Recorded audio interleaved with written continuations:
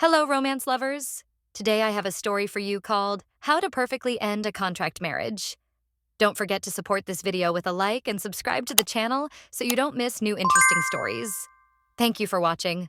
Noha family gathered in the dining room of their castle to have breakfast. At the head of the table sat the head of the family, Dominic Noha. He turned to his daughter Charlotte and said that she should get married.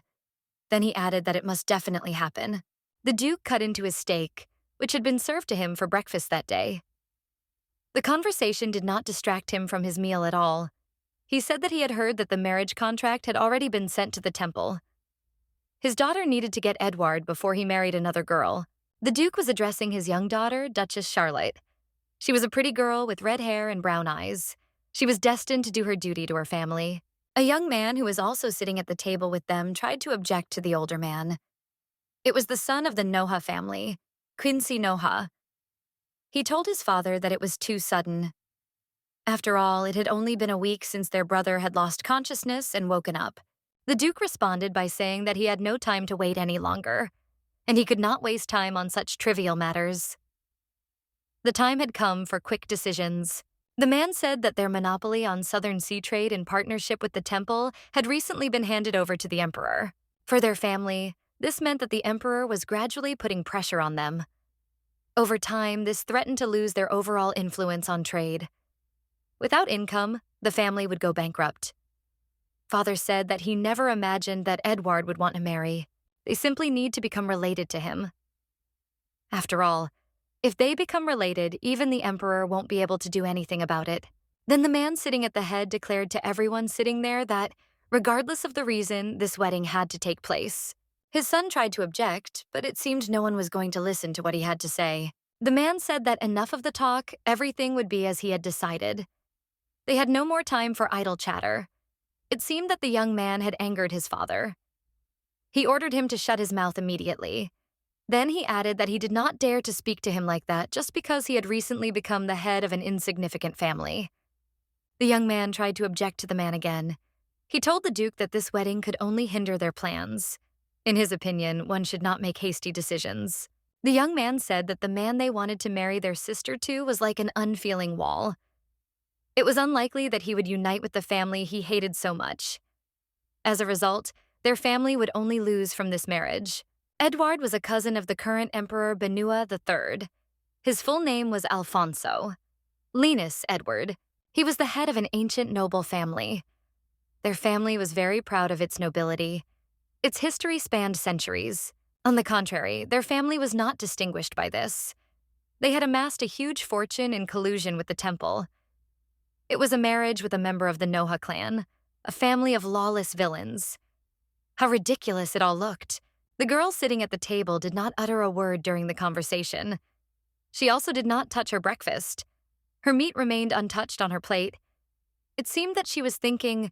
Then, apparently having already made some difficult decision for herself, the girl told her father that she was fine. She added that she agreed to get married. If it was necessary for the family, she would not oppose this marriage. As he had done when he first heard the news, the young man began to object loudly again. He appealed to his sister's prudence. He demanded that she weigh and consider everything once more. The Duchess did not quarrel with the young man. It was not her habit. The girl turned to him and asked why he was behaving so uncharacteristically.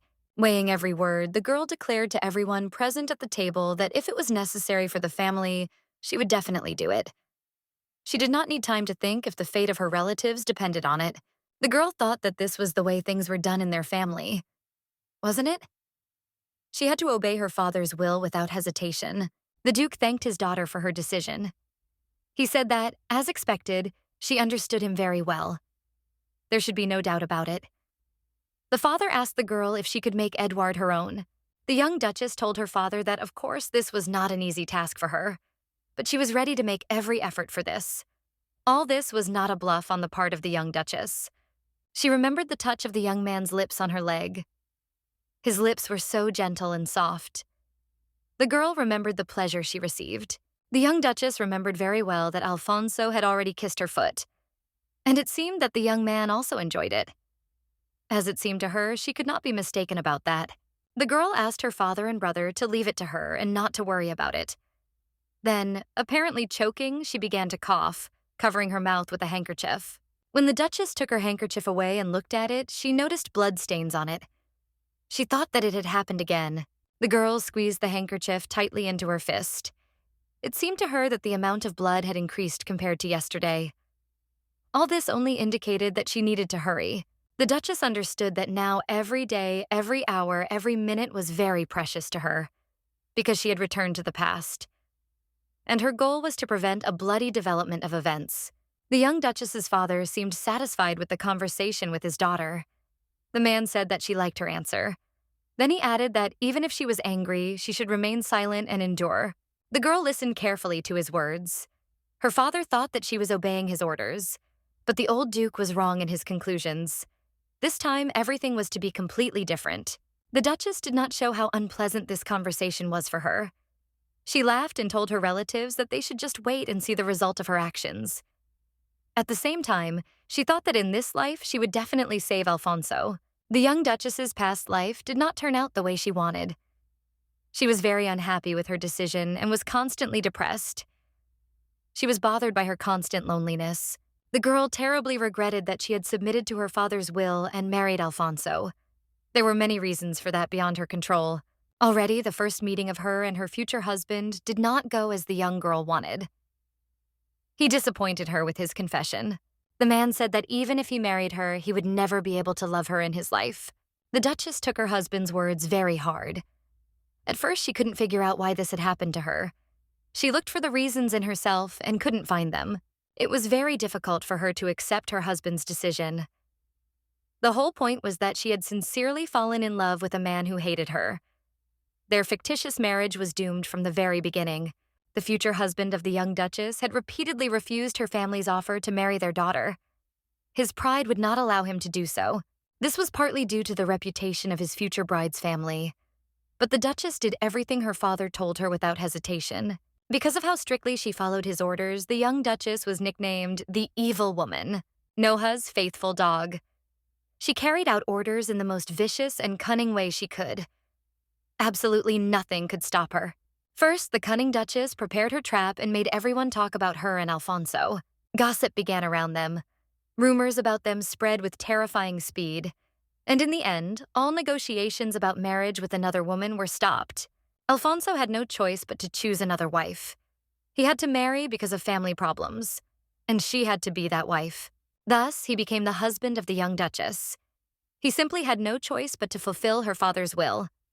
It was a marriage of convenience on both sides. In the Duchess's opinion, it was not surprising that he soon began to hate her. Unfortunately, she began to feel completely the opposite towards him. The girl was very sorry that everything happened this way. Her regrets were very deep.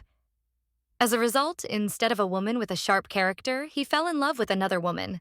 The girl was haunted by difficult memories. She could hardly understand the reasons for what had happened. How she wished that he would love her. But in the end, her husband fell in love with a completely different woman. She was a red-haired beauty with a refreshing smile. You could say that she was the complete opposite of his wife. How hard it was for the young Duchess to watch her husband's meetings with this woman. How she would have liked to be in the place of her successful rival. But alas, this was not destined to happen. When the girl saw her husband with Adeline Laverouse, Alfonso's smile blossomed. It seemed to her that he felt alive next to her. It was a phenomenon that had not happened when he was with her.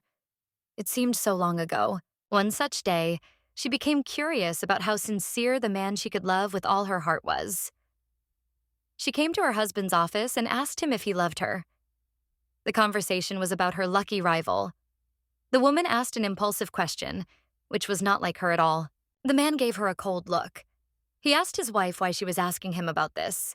In response, the Duchess said that it also concerned her. Since she was his wife, she had the right to know the whole truth. It seemed that the husband had nothing to say, or he did not want to reveal his feelings to her. He even turned away from her when he answered.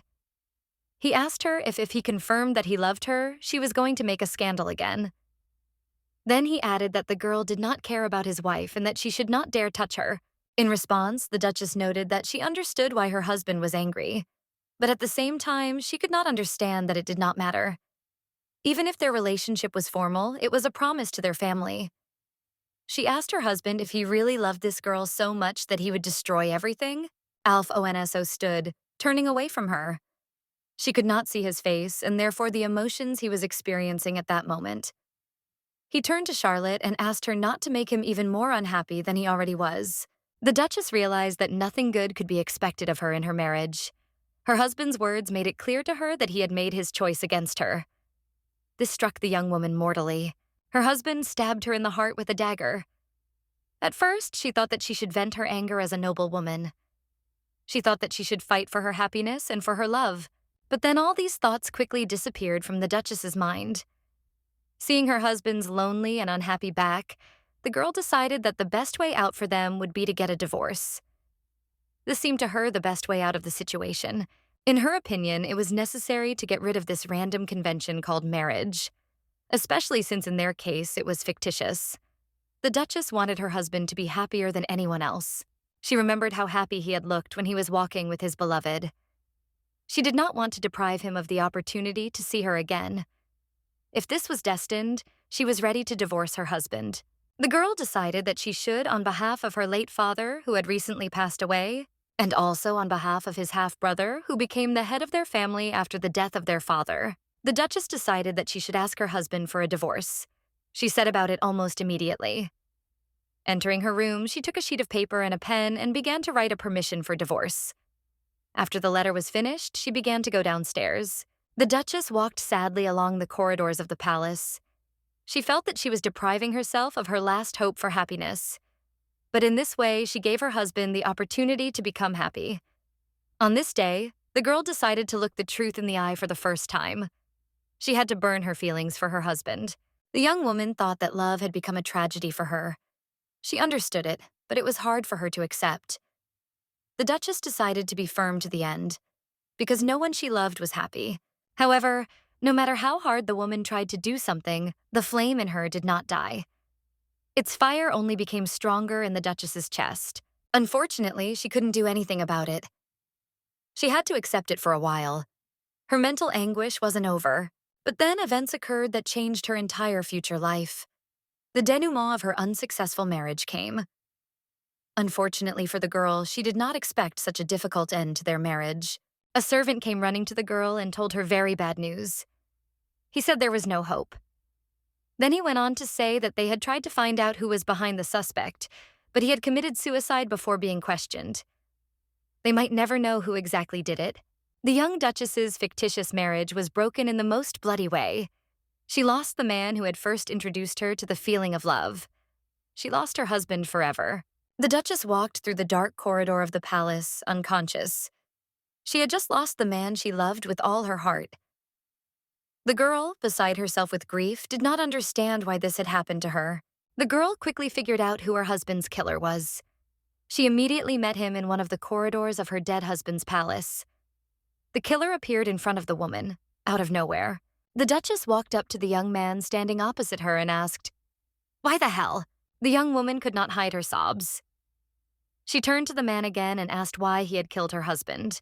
She started screaming loudly in his face, asking her half-brother why he killed her husband. Yes, it was her half-brother who stood before her. It was he who had recently become the head of her family. It was he who had become the murderer of the young Duchess's husband. Her brother did not fail to notice that she had become rather harsh in her expressions after they had not seen each other for a long time. The enraged Duchess did not even think of answering her half-brother. It seemed that she had gone mad from the grief that had befallen her. Only one question troubled her, and it was to this that she now demanded an answer. She was interested in what had caused the murder of her husband. In response, the woman heard that he had become so dangerous that he should have been killed long ago. The Duchess was surprised to hear that her husband had decided to challenge her family. She could not believe the words of her half-brother. She will never be able to believe that her husband could do such a thing. He was a man who, in her opinion, was completely incapable of anything like that. The brother at first looked silently at all the lamentations of the young woman. Then he said that since he had become the head of their family, he had the right to decide all her questions without consulting anyone else. He himself made this decision and himself carried out the sentence. The girl regretted that her father had died. He would have acted differently in this situation. He would have asked her opinion on this matter. The Duchess could not understand her brother's answer. He had always been, in her opinion, kind and merciful. He was her brother and had always been on her side. What could have changed during the time they had not met? The young man's answer astounded her interlocutor. She was stunned to hear that it would have been easier to kill her husband, because a divorce would have entailed many problems, such as alimony. And so the problem was solved very quickly and painlessly. The young man added that this has always been, is, and will be the path of the Noha family. Quincy turned to the girl and asked a question to which she probably always knew the answer. He asked her because it seemed to her that she had known it since childhood. On this day, the young Duchess felt hatred for her family for the first time. She hated that she belonged to this family. Hatred for her family. She was disgusted by her entire past. Her title, her pride in her lineage, and her family were disgusting. Because of them, she lost the man she loved. Unable to contain herself any longer, the young Duchess fell to her knees before the portrait of her murdered husband. Loudly, she mourned his unfortunate fate and her own damned destiny. Everything that happened could not but leave a mark on the woman's soul. She changed beyond recognition. Everything that happened to her eventually became the wedge that killed her love. But the grief that befell her did not stop the woman from trying to save her murdered husband. She wanted to buy time while she looked for options to save him. To do this, she went to a place where it was always cold. The mountains were the best solution for this. Everything there was covered in snow. Charlotte went to the mountains and took the body of her murdered husband with her. There, in the eternal cold, she was going to preserve his body for now, and herself to work on his resurrection. She had difficulty walking through the deep snow. After Alfonso's body was preserved by her in the eternal cold, she wandered the continent in search of a way to bring him back to life. The long search was fruitless, but the girl lived in hope that she would be able to save her husband. She thought that even if people pointed at her and said she was crazy, even if her body was wounded and her mind was broken, she would not stop. Her whole life was subordinated to one goal. Her murdered husband had to stay alive. In the end, she seemed to have achieved her goal. The young Duchess found a sorceress who was willing to help her. The sorceress turned to the Duchess and said that she understood why she had come here. Then she went on to say that the revival of a human life required a very high price. It had to be the life of a person with a strong desire, otherwise the spell would not work. The young woman realized that she was the one who could activate the spell. Her desire was so strong that there should be no problem. She was going to give her life in exchange for the life of her beloved. The witch turned to the girl and said that if she was afraid of death, then she had nothing more to do here. In that case, she had better go back to her home. The girl had no intention of doing this and confirmed her determination to continue what she had started. She turned to the witch and asked her, because all she needed was the life of a young woman and nothing more. The witch answered her question with a decisive nod of her head. She was already ready to begin her sinister ritual. The Duchess added that if she could save her dead husband, she was ready to do anything. She was ready to pay any price for it. And life would not be an obstacle in her way. The sorceress decided to let the Duchess in on the details of the ritual.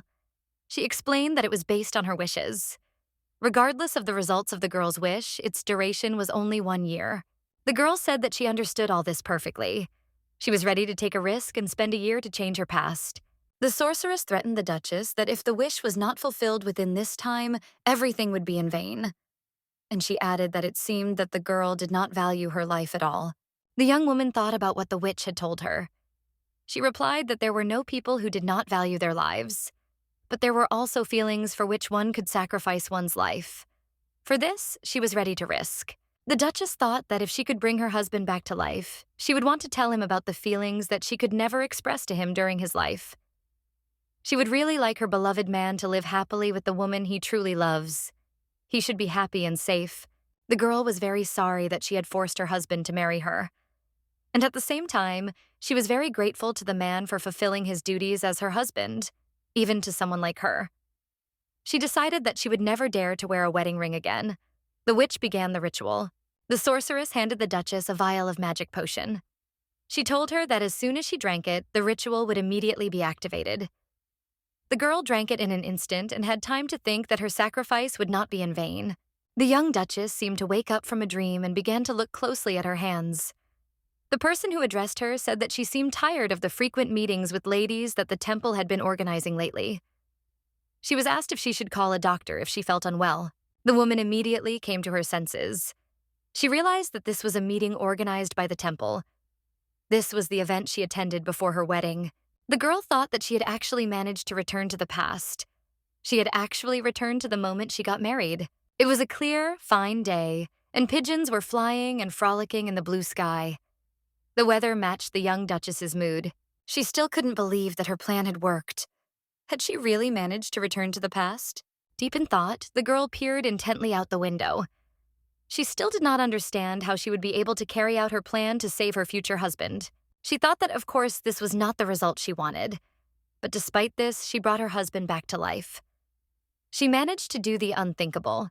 The Duchess thought that the fact that she, being the victim of the ritual, was still alive meant that the wish had not been fulfilled. She knew that regardless of the outcome, the ritual would last for 1 year. She had to make her beloved happy during that time. The girl was sure that if she failed, time would return to its original state.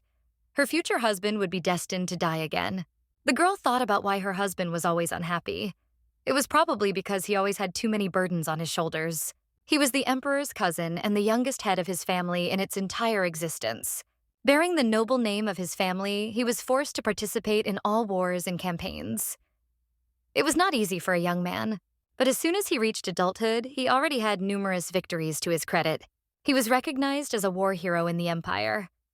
All these titles were a burden that the young man had to bear. In the Duchess's opinion, all this could be very burdensome for her husband. He was catastrophically short of time for all the affairs. He tried to be everywhere and do everything. In the end, all this led to his death. Was the life of a young man worth what he was able to achieve? Victory in wars and loyalty to the emperor ultimately strengthened imperial power. The increased power of the imperial family led to the young Duchess's family being deprived of their right to trade. The young man did not seek a reward for his labors in the name of the emperor. This also became the reason why the young man was forced to marry the Duchess. In the few minutes that had passed since her father's question, all the memories of her past life had flashed through the Duchess's mind. She answered the Duke that she knew everything very well. The girl thought that she knew very well what she needed to do for his happiness. At that moment, all the girl's thoughts were occupied with her future husband. It was him she intended to make happy. For a moment, the girl saw the face of this man. The man whose love makes him truly smile is... Unfortunately, this person was not the young Duchess. It was a girl named Adelina. It was with her that he felt truly happy. The Duchess was confident that she could make him happy because she knew whom he truly loved. However, there was one thing that was bothering the young woman greatly. Her coughing up blood would not subside, and now she was looking at her handkerchief again, stained with her blood. This was already a cause for concern. In her past life, the Duchess was not so sick as to cough up blood like that. She again remembered the witch's words that, regardless of the result, the ritual would last only 1 year. And if the wish was not fulfilled during that time, everything would be in vain. The Duchess thought that this was just a consequence of the ritual. She hoped that her physical condition would not be a hindrance. Noticing that something was wrong with her mistress, the maid approached her and asked if she should call a doctor if her mistress was not feeling well. Charlotte replied that she felt fine, that everything was all right with her. And moreover, she ordered her to prepare the carriage. The young Duchess was determined that she must hurry before her condition became an obstacle to the implementation of her plans. The moment she took the potion, she had already decided to die. And now she was simply afraid that even if she sacrificed her life, she would not be able to save her loved one. That's why she planned to go to his first marriage meeting. When asked by her maid where she was going, the Duchess replied that she was going to the house of Count Olivier. The carriage of the imperial family, harnessed by 2 luxurious trotters, moved quickly along the streets of the capital. The horses rushed inexorably fast. And inside the carriage, an interesting conversation began. The young girl sitting inside turned to the young man sitting opposite her and said, "Just imagine, Alfonso will marry the daughter of the Olivier family." The Duke, sitting opposite her, told Sophia that he had already asked her not to remind her of this. The young man thought that the marriage proposal had not even been discussed properly yet. The restless girl continued to chat, swinging her legs. She said that everything was as obvious as white light. After all, no one could refuse such an enviable groom as he, the head of the great Edward family. The girl was as happy as a child. She said that the Count was probably delighted. He had been shouting excitedly about it for 3 days already. The girl riding with the Duke in the carriage was the Emperor's sister and cousin. The Duke decided to put his cousin in his place a little. He told her that she shouldn't speak like that about the most honorable knight of the Empire. The princess was very surprised by her cousin's words and asked him what he was talking about. Then she said that he was the most honorable knight of the Empire. The young man took the princess's words calmly. He had no desire at all for the honors that were offered to him everywhere. He would have gladly enjoyed his quiet life. It was his fate that he was forced to take part in many wars and campaigns. Thanks to fate, he emerged victorious. But now he would like to forget about it as soon as possible. The girl continued to praise her beloved cousin. She called him the new war hero of this era, not forgetting to mention that he had an astonishing 9 out of 10 win rate. The princess turned to the Duke and said that he probably didn't even know that he was now the #1 groom in the entire capital. One thought that it was very prestigious. In response, the Duke told her that there was absolutely nothing to be proud of, and he had heard all this for the past 10 years. The restless cousin said that he had rightly noticed that for 10 years now her brother had been the best man in the capital. The princess said she hoped everything would go well. It was high time for the Duke to start a family. She would like to have something to talk about with her brother's future wife. The young man thought about what to answer his cousin. He told her that people's hearts tend to change over time. And then he added that it was none of her business. The girl responded by saying that she was disappointed. Very disappointed. Of course, the Count's family is very prestigious, but it certainly doesn't measure up to his family. Then the girl thought about what the Duke had told her. She said that her cousin must be in a really difficult situation. After all the girls from the most prestigious families had long since been married off. The girl continued to pester the Duke with questions. She could not understand why, knowing that the Duke was looking for a decent bride, the Noha family, who did not know their place, dared to send him an offer. Alfonso asked his cousin to stop this pointless conversation. The princess calmed down and began to think about something. Then he repeated his request again. The young man told his cousin that he had had enough trouble with the nobles yesterday. The girl listened attentively to her cousin. He said that he had to politely decline the Duke's offer. But she should not worry, because there were other families ready for the marriage. The reassured princess said that since he saw no problems, she no longer had anything to worry about. She yawned and decided to take a little nap. Apparently, the road had affected her that way. The young man was happy that his companion had finally calmed down, but it seemed that it was too early to rejoice. The princess puzzled him again with a question, asking whether he had already met the daughter of Count Olivier. The Duke told her that he had not met her yet. He had planned a meeting with his potential bride that very day. She said that a meeting would be arranged between them at her father's banquet that day. The girl said that she did not expect everything to go well, and soon her beloved brother would start his own family. When he got married, his cousin promised to be friends with her. The Duke thought about his cousin's words, and she continued and said that she had no one else to talk to except him. Besides, when she arrives at his residence, everything looks rather gloomy. She would like to have something to talk about with this lady. The young man hurried to reassure his sister. He said that there was no need to worry and that everything would be fine. It was impossible for anything to go wrong. The Count's palace was located in a very picturesque place. The building seemed to be drowning in the greenery surrounding it. Today, a ceremonial banquet of the owner of the house, Count Olivier, was to take place there. A young man stood around the corner of a house and accidentally overheard a conversation. A young man and a girl were talking. The girl said that this had to stop. In response, the young man said that he could no longer hide it. The man standing around the corner was Duke Alfonso. His potential bride, Layla, said that she must marry him, because that's what her father wants. Her interlocutor began to loudly and pleadingly object to her. As the Duke understood, his possible bride and this young man were in love with each other. The young man told the girl that he could not let her go. He added that he loved her desperately. Then the young man heard the girl start to sob loudly. She said that she was also having a hard time and asked the young man not to do anything. The Duke was surprised and stunned by what he heard. He witnessed a love scene with a girl who could have become his bride. He thought he was doomed. It was his destiny to remain unmarried. The Duke witnessed the conversation between the lovers after he had visited the Count's house. When he and the princess arrived, it seemed the banquet was already in full swing. When they entered, the girl immediately turned to her brother, saying that there was some strange atmosphere here. She felt that something was wrong here. Something had happened here recently that had affected those present so much. All the guests who came to the banquet seemed to be very surprised by something. Something had really excited them. The curious princess immediately became interested in what could have happened in the Count's house. Her companion seemed to be little interested in this. He was lost in his thoughts until someone called out to him. The Count approached the Duke and asked for forgiveness. He said that he had not been able to meet them in person. He had suddenly had something urgent that he had to take care of. The young man told the owner of the house that everything was fine. He added that it seemed to be an urgent matter that required his attention. The Count replied that a rat had nearly started a fire in the kitchen. He had to deal with it himself. The owner of the house added that problems of this kind, fortunately, do not often arise in his estate. Everything had to be resolved. The Duke asked the Count where his daughter was now. After all, he had come to meet her. Then the Duke heard from the Count that since things had turned out this way, and the marriage was already in progress, he could bring his daughter to him, and they could get to know each other better. That is why the Duke was around the corner of the house. The young man heard the boy and girl calling each other's names. When he looked out, he saw that they were embracing. Standing around the corner, the Duke began to understand what kind of scene was playing out before him. The young man heard the young man tell the girl that she would be the only one for him. He did not let her out of his arms. The Duke decided that as soon as everything calmed down, he would pretend that he had not noticed anything and leave here. The young man realized that he had witnessed the love of the century.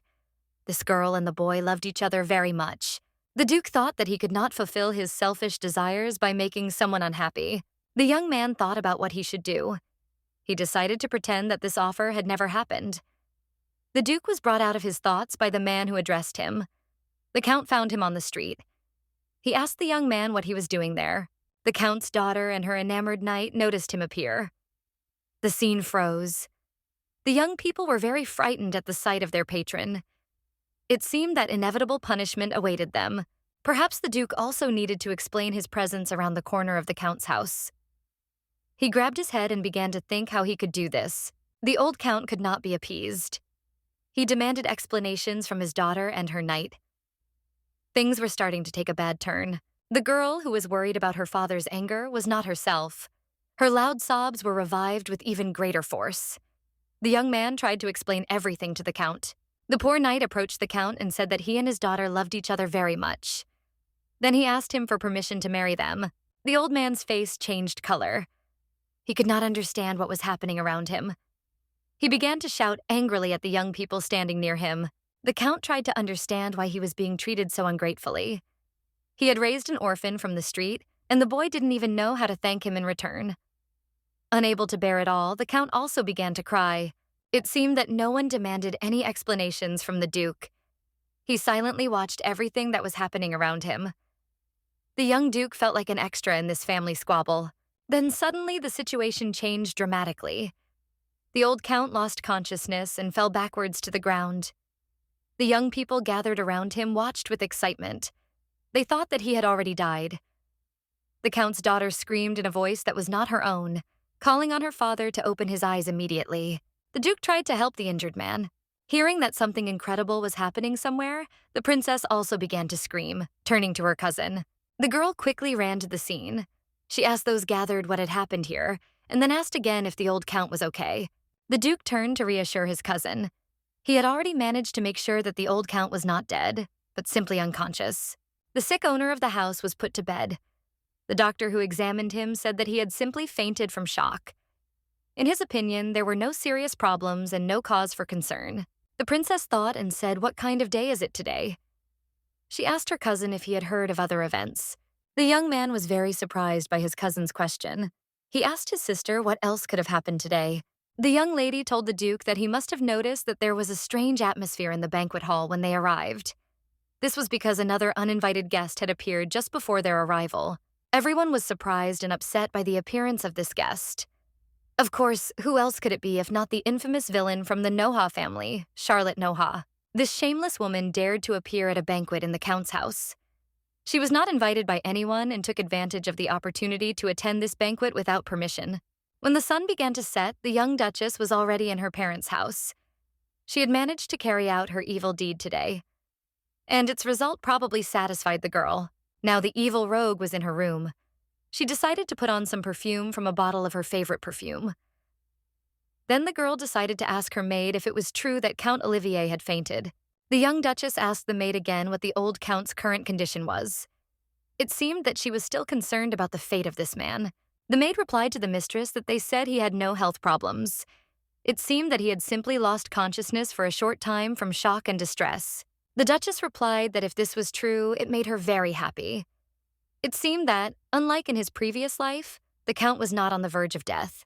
The girl thought that she actually knew everything before the events that had happened. She knew that the Count would faint. After all, it was she who had hastened this moment. That morning, the Duchess also decided to come to the Count's house. She had to get ahead of the Duke, who was planning to come with the marriage contract. And she succeeded. As soon as the old Count saw the unexpected guest, he immediately demanded that she get out. The Duchess ignored his demand. Then the owner of the house said that she could not come to his mansion without an invitation. His words remained unanswered. As for her, she was amused by the Count's anger. The Duchess told him that even a simple rat could come to his kitchen, but he decided to send an ordinary person away without an invitation. The Count was offended by such a false accusation. He could not believe his ears. The lying and cunning Duchess asked the old man why he considered her words a false accusation. She told him that she had seen a commotion in the kitchen, where they were catching rats along the way. Out of the corner of her eye, she had also noticed a flame starting to flare up. The old man turned to the Duchess and asked her if she had let the rats into his house. This would be very similar to her usual behavior. The noise they were making was heard by the guests present at the banquet. They asked what else the Duchess had done. They condemned her for making a scene at someone else's birthday party. They considered her a terrible woman. The girl, pleased with herself, only smirked in response to the words of the owner of the mansion. On his part, it was a rather natural reaction. The girl knew that she had done nothing of the sort. She knew how shocked the old Count would be by her words. That everyone would be frightened and shocked by her words. The whole point was that she caught imaginary rats and released them into the wild. Such was the young Duchess's reputation. She had earned it over many years. It was natural for her to do evil things, like setting the kitchen on fire. She was quite a famous villain. Then the girl turned to the Count and asked him if he should hurry to the kitchen. The old man was taken aback by her words, and then she added that he should hurry to the kitchen as soon as possible before things got worse. The owner of the mansion did not know what to do now. His house was full of guests, and it could also turn out that there was a fire in the kitchen. The Count turned to one of his close knights and asked him to take the Duchess to the gates of their mansion. This course of events suited the young Duchess perfectly. Everything went according to her plan, and now she was moving towards the gates of the mansion, accompanied by a young knight who was passionately in love with the daughter of the owner of the house. The trap the Duchess had set was quite simple. It wasn't a rat, but she needed to be alone with this knight. She told him it was a pity that she would have to go back soon. The young man could not understand what this young lady meant. It was completely beyond his comprehension. But the next words of the Duchess literally stunned the young man. She informed him that today Duke Edward was making an offer to the lady of this house, and she personally came here to see it. The young man asked her again if she really meant the lady of this house, the one he was in love with. The Duchess thought what an innocent young man he was. And she asked him if he knew Lady Layla. Then she went on to say that rumors of their engagement had spread widely in society circles. She asked the young man that he seemed to know nothing about it. It was clear from the young man's appearance that he had just heard the news for the first time, and it killed him on the spot. As she got into the carriage, the girl continued and said that this must be very disappointing for him.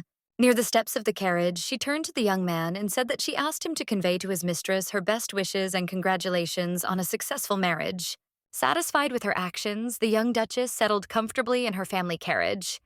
She mentally called the young man a pawn and ordered him to act quickly. Thus, she managed to easily break the engagement of the Duke and the young Countess. She chose an orphaned commoner knight. His struggle with death was very well known in high society. The Duchess was pleased with herself. Fortunately, the memories from her past life were very useful. She was going to make sure that the Duke did not get hurt this time. The girl was going to use information from her past life instead of traps and scandals and break all the Duke's engagements. She wanted to make him happy with the woman he loved. The young Duchess held her favorite perfume in her hands.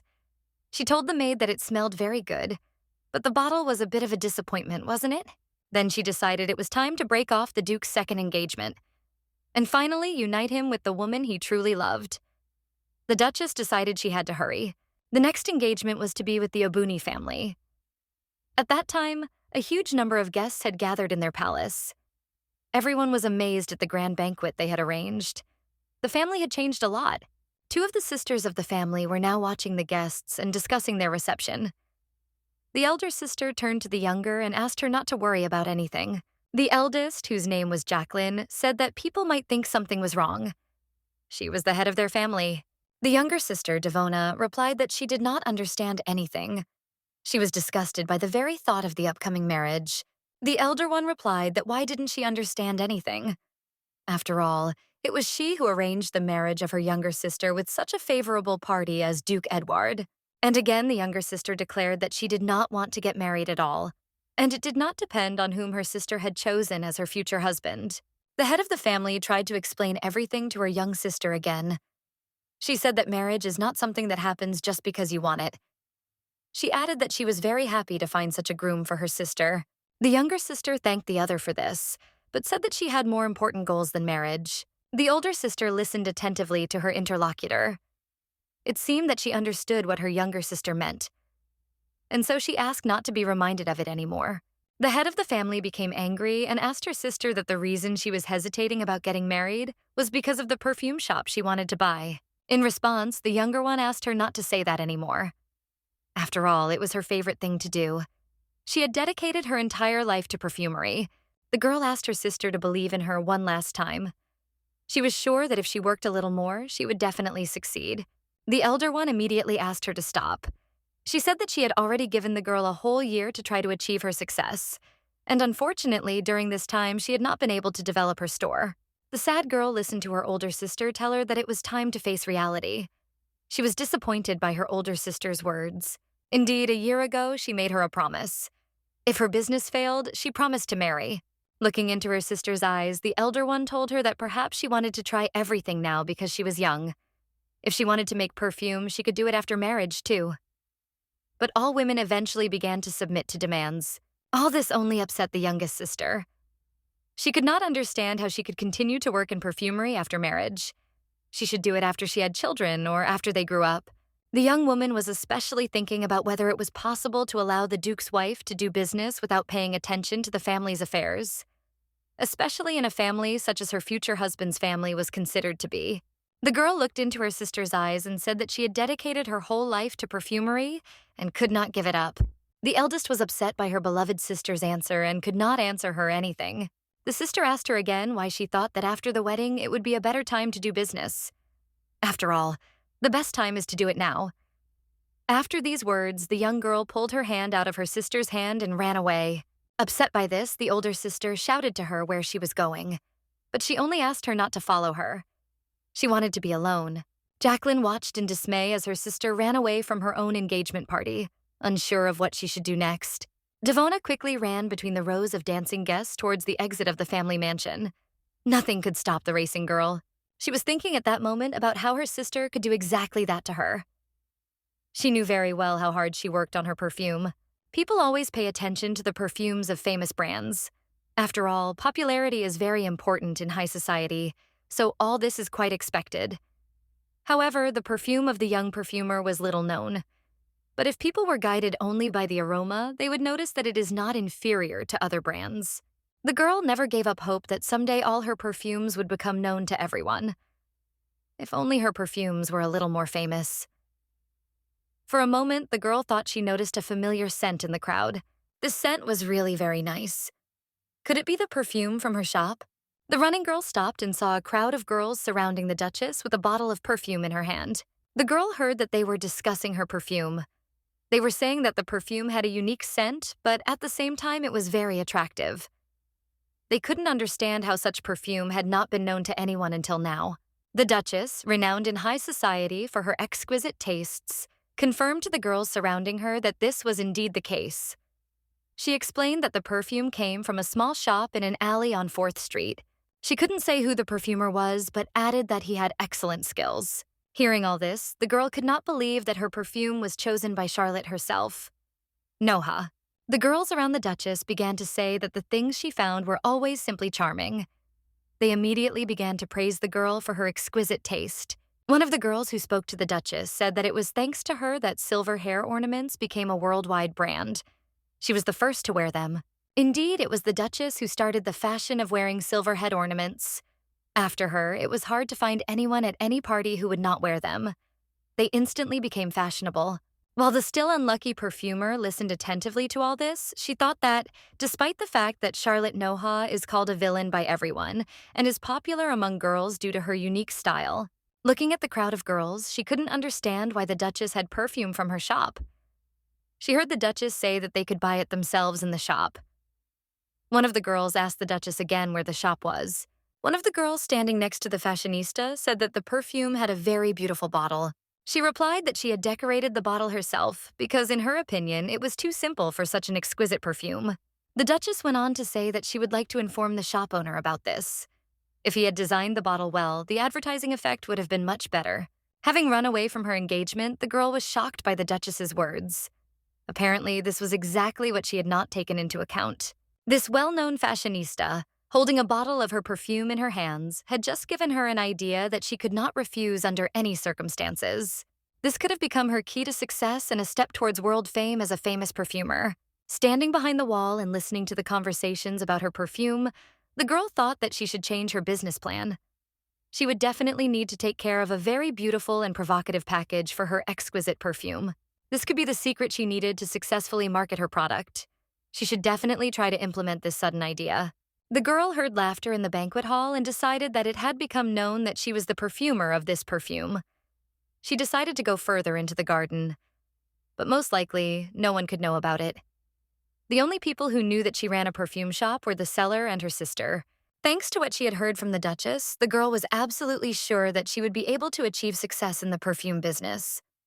Her shop now had the opportunity to reach unprecedented heights. Her sister was saddened by her sad thoughts at that time. All her hopes for her sister's happy future were connected with the forthcoming marriage, and now it was completely unclear to her how to proceed. The head of the family's thoughts were interrupted by the sudden appearance of her sister. She was running towards her and shouting something. The girl could not understand what exactly her seemingly already crazy relative wanted from her. The older sister had no idea what had happened to her sister. She was very curious about what had caused such an excited behavior, and she asked the runaway again. The girl ran up to her and grabbed her hands with hers. She couldn't get enough air to tell her sister everything right away. But then she turned to her with a request and said that it was absolutely necessary to cancel the engagement. She would be able to make her perfume shop successful.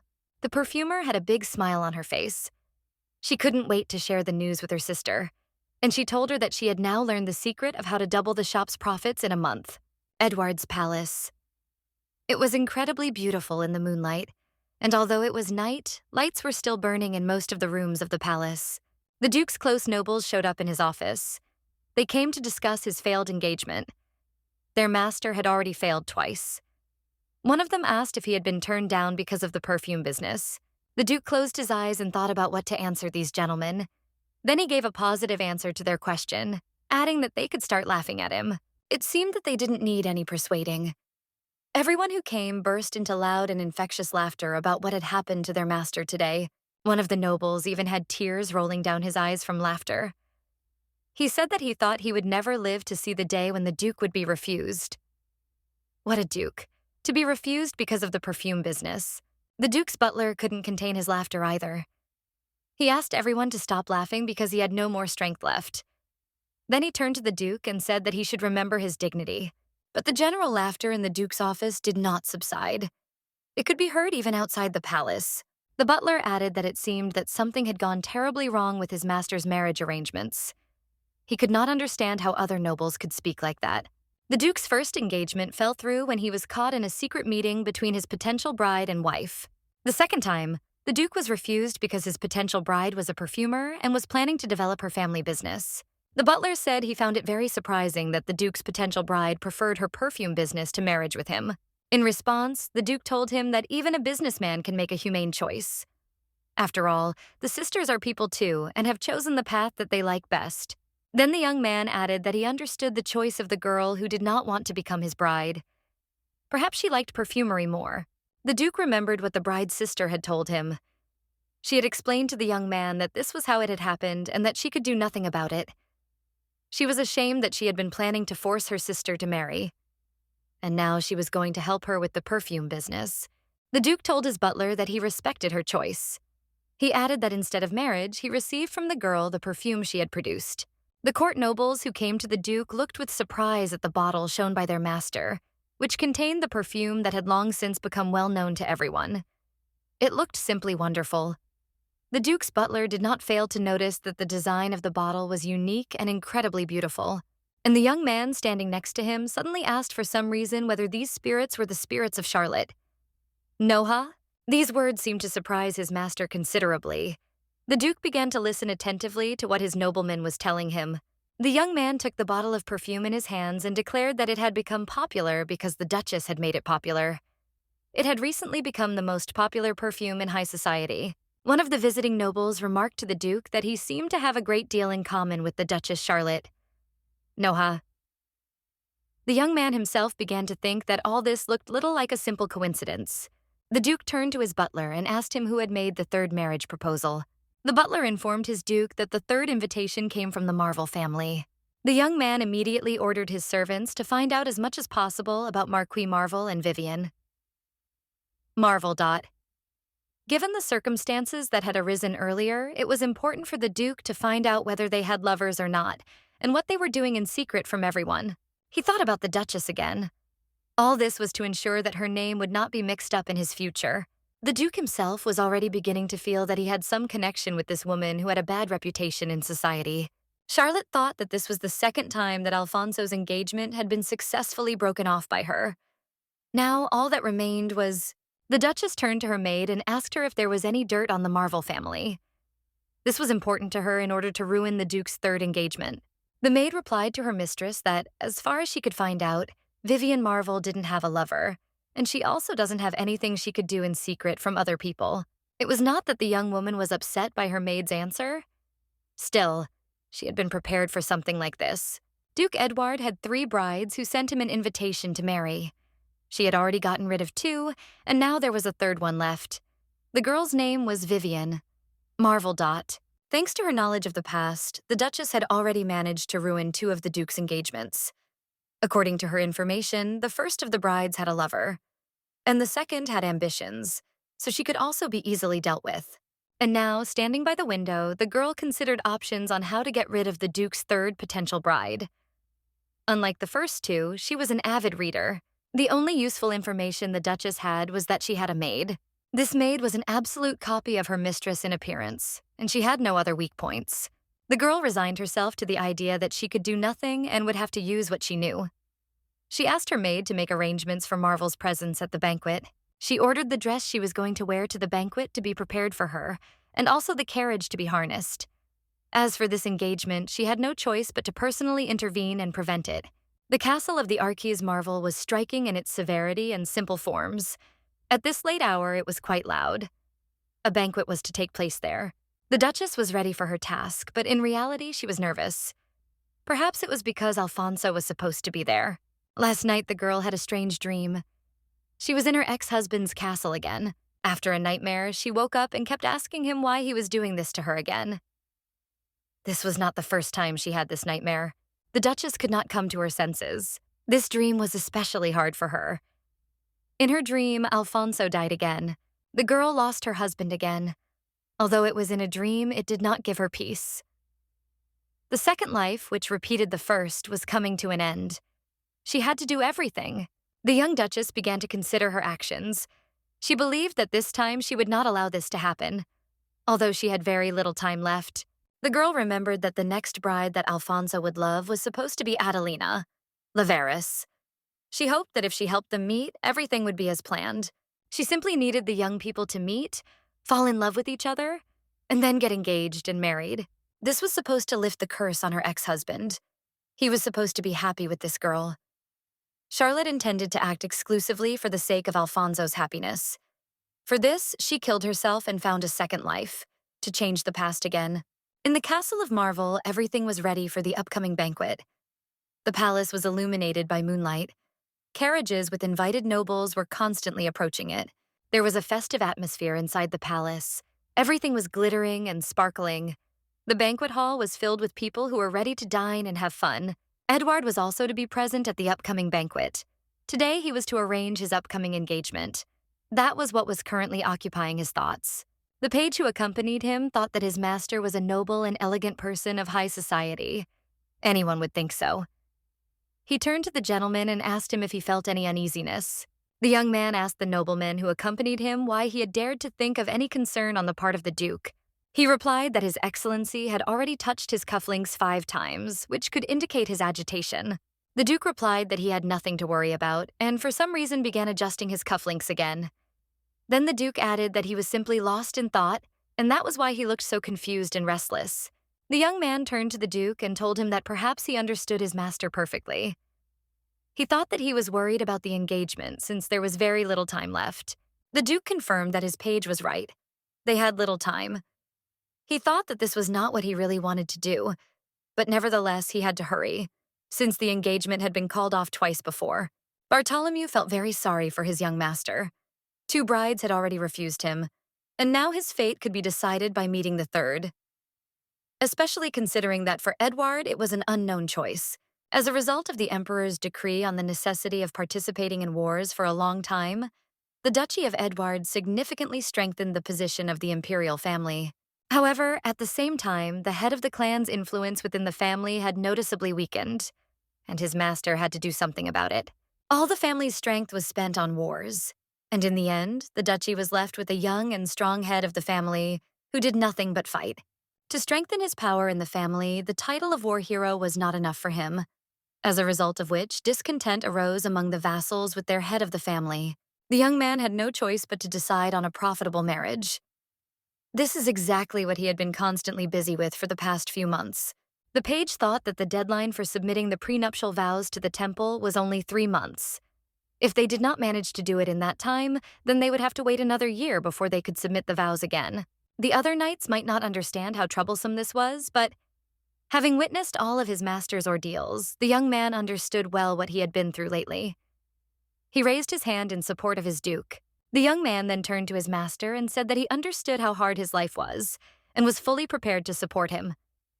He added that he fully understood him as a nobleman. The Duke could not understand what the nobleman accompanying him was saying.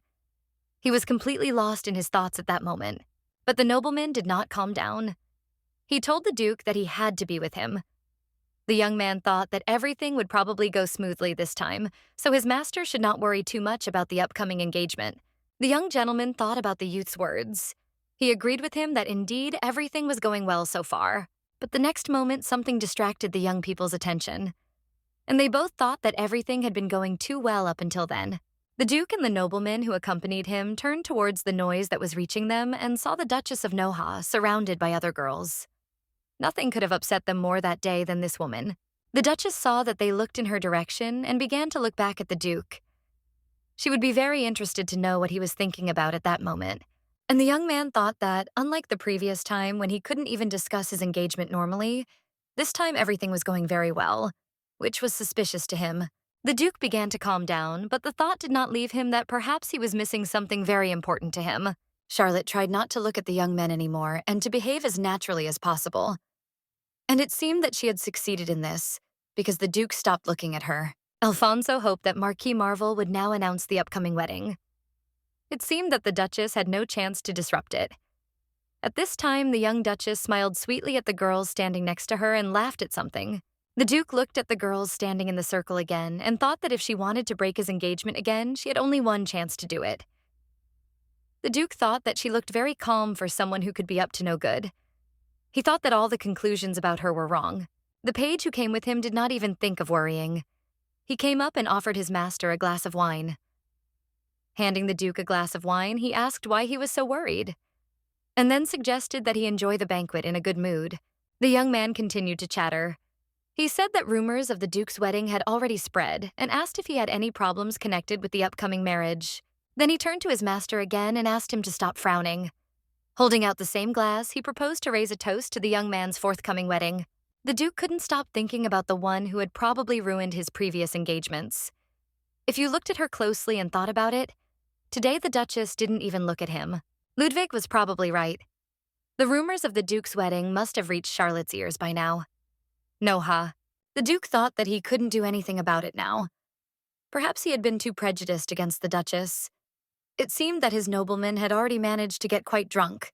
Eventually, the Duke's thoughts calmed down and he began to wait for the announcement of his upcoming wedding with the Marquise's daughter. The young man thought that he had imagined too much. At this point, the Duchess decided not to waste time. She approached the daughter of the owner of the house and asked if she could take a minute of her precious time. The girl didn't know what to answer this woman.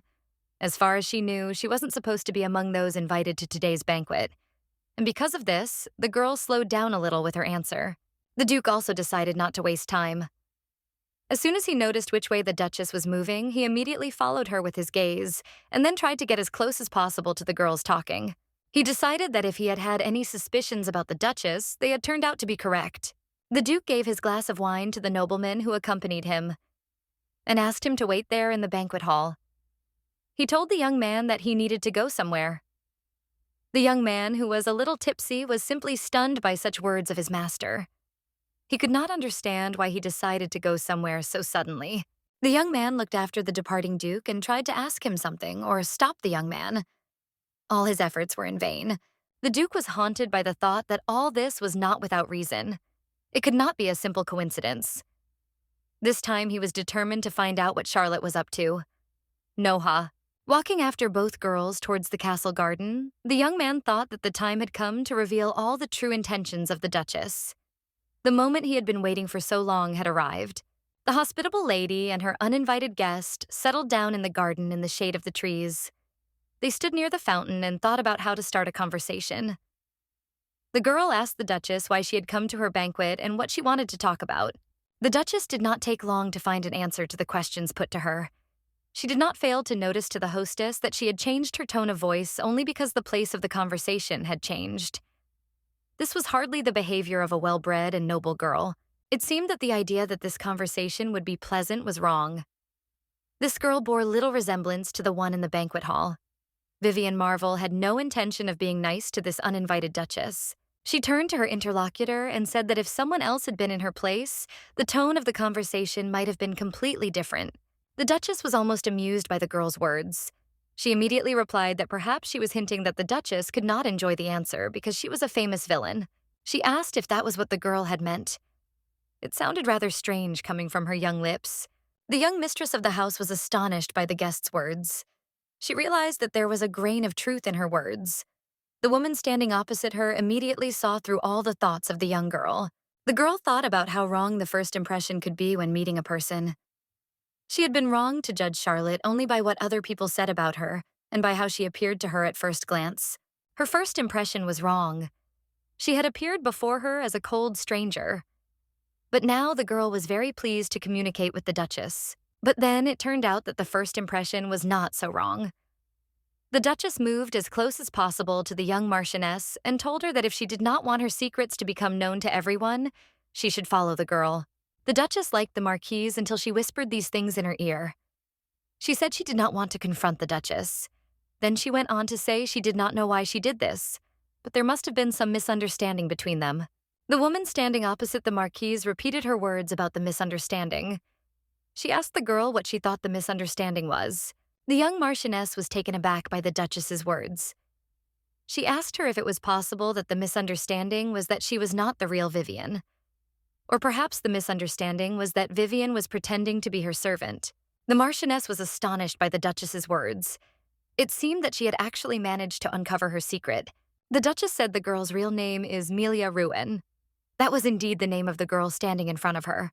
The Duchess managed to find out about this during a conversation with the girls, but she wanted to confirm her guess.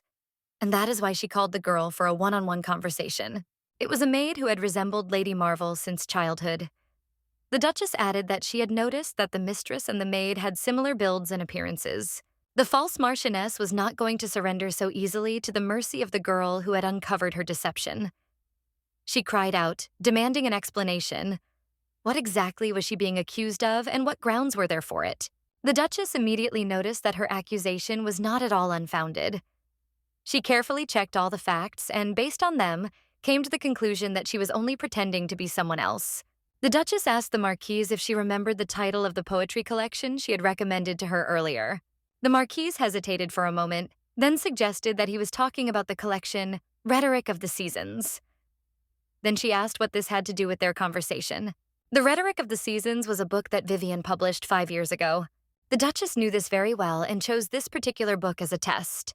The Marquise could not understand what was happening now and what was required of her. Dying winter. Snowflakes fluttering over the magnolia's prayer. The time when frozen white foam turns into nectar for butterflies. Hearing these lines from the imaginary Marchioness, the Duchess narrowed her eyes and said coldly, "These verses are from a completely different book." The poor girl's face turned pale. The Duchess firmly declared that these were only the first lines of the poem, and if she really was Vivian, she should be able to continue it. The Duchess told the poor girl that she had exposed her with poetry. Then she added that, even without that, she knew. The real Vivian. The Marvel she remembered was an introvert. The Duchess added that today at the banquet the girl was almost no different from the former Marchioness. She was so lively and sociable that it was impossible to recognize her. All this only confirmed this was not the real Vivian in front of her. For the shy Vivian, who loved books and literature, marriage to a nobleman or the title of Duchess would have felt like a shackle. She certainly wouldn't want to wear these shackles, and if she had the opportunity, she would get rid of them as soon as possible. The Duchess told the girl standing before her that if the real Marchioness had had the chance to escape, she would have taken it, even if it meant swapping identities. The tension that was gripping her made the Marchioness, or whoever was replacing her, begin to clutch the hem of her dress nervously. Then she quietly agreed that the Duchess was absolutely right. The former maid, who became a Marchioness against her will, confessed that her young lady never dreamed of the life of a noble lady. She wanted to devote herself to poetry. The Duchess listened to her in silence, finding more and more confirmation of her version that the maid and her mistress had changed places. It seemed that what the girl said did not surprise her at all. The poor former servant burst into tears. She told her interlocutor that perhaps her desires were not so different from those of her mistress, since she had long dreamed of the life that noble ladies and gentlemen lead. The girl said that the Marquis, who treated her like a daughter, fully supported his real daughter, who did not want a noble life and decided to devote herself to creativity. Thus, the Duchess's words about the substitution of the maid and her mistress were confirmed. She asked the maid if they really wanted to deceive everyone, including Duke Edward. Then she added that if this deception were discovered, their family would suffer severe punishment. The Duchess's words greatly upset the false Marchioness. She fell on her knees before her, burst into tears, and with pleading eyes began to beg for mercy, claiming that the Marquis and the young lady had done nothing wrong. The Duchess remained deaf to the girl's pleas. The girl said that she was the only one to blame for everything and begged the Duchess to keep it a secret. The girl suggested that the Duchess must want something from her, since that was why she had brought her here for this conversation. Then she firmly stated that she was ready to do anything. The Duchess looked down proudly from her position at the girl kneeling before her. Now she was dictating her terms. That was what she wanted. Without even looking at her interlocutor, the Duchess calmly stated that she wanted only one thing. Her main demand was the cancellation of the Marquise's engagement to Duke Edward. Having made her condition, the Duchess was pleased with herself and the way she had handled the situation. She had uncovered the deception and was now just one step away from her goal. The girl, who was kneeling, was stunned by the Duchess's demand. She could not believe that her conditions were so insignificant. So she asked in bewilderment, "Is this really all she wants?" Charlotte was thinking about the fact that she now holds a secret that could destroy the Marvel family. And the villain Noha just wants to cancel some engagement. The Duchess asked the girl if today's banquet was her debut in high society. Before that, no one had seen her among noble persons. The maid was surprised to hear the Duchess say that she was not at all interested in other people's circumstances. She did not care how the girl appeared in society, whether she changed her personality or discussed marriage with other families. The Duchess looked at the girl intently, put her hand to her chest, and calmly said that she was only concerned about one thing: the cancellation of her engagement with Edward. She was not interested in anything else. Tears were streaming down the humiliated maid's face. She understood the Duchess's demands, but she could not understand the motives that had made her do so. Charlotte waited patiently for consent to her demand, and eventually got it. The false Marchioness confirmed that she would certainly renounce her claims to marry the Duke. The Duchess stood there, satisfied and pleased with the outcome of this conversation. She had managed to get her way after all. The former servant, in turn, also felt relieved. She thanked the Duchess and said that she greatly appreciated her decision. Meanwhile, a lavish and rich banquet was going on in the Marquis's house. It seemed that no one even noticed the absence of the main culprit of today's celebration. At the same time, she was kneeling before the Duchess, thanking her sincerely. The Duchess thought how strange it was to thank someone who had used your weakness as a weapon only a moment ago. Then the Duchess thought that, whatever one might say, everything had turned out even better than she had expected. The main thing was that the result she needed had been achieved, and the means by which it had happened no longer mattered. The Duchess remembered something.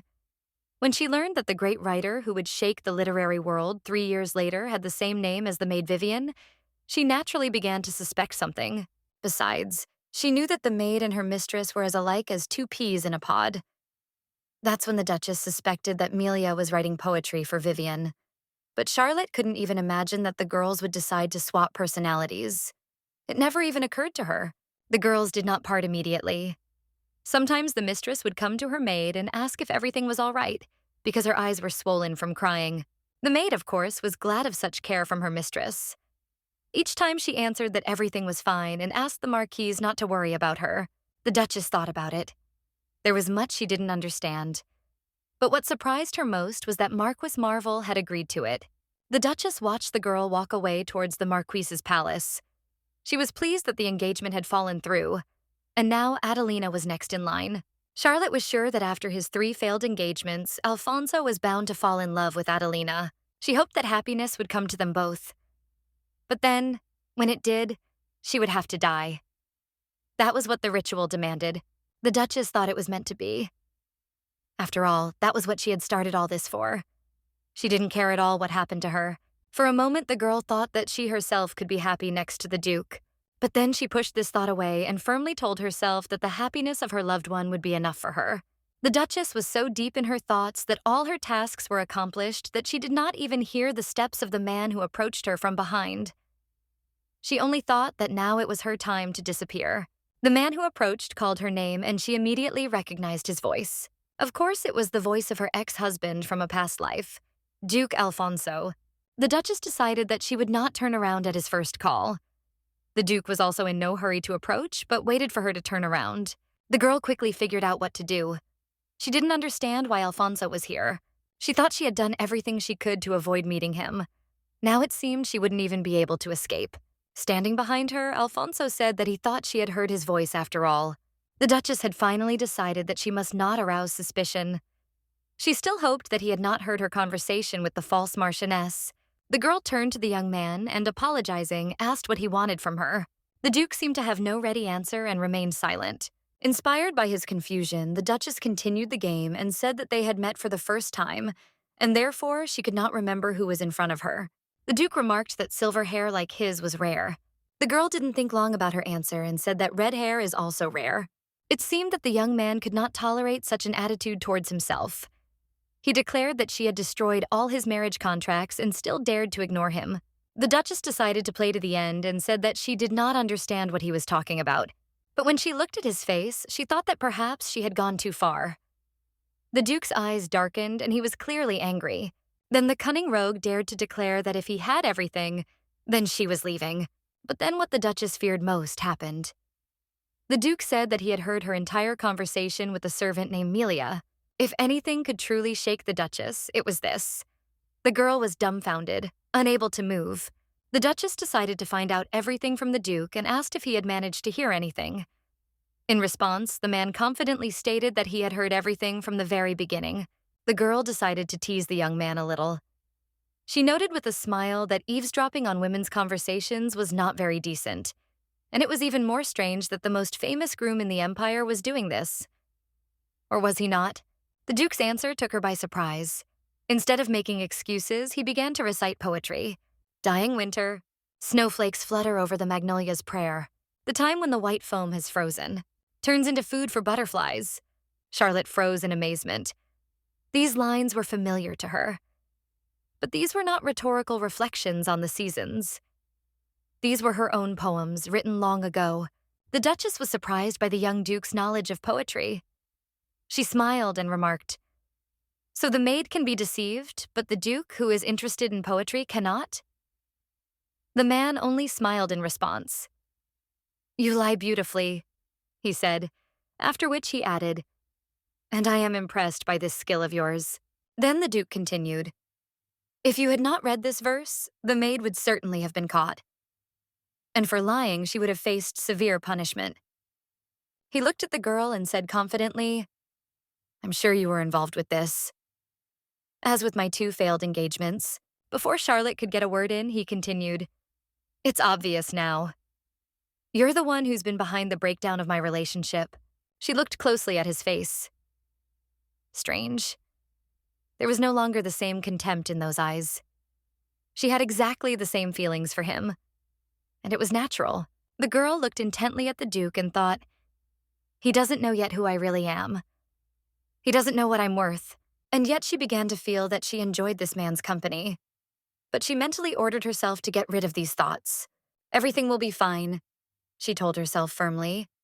He won't know anything. She successfully set her nets and accomplished her task.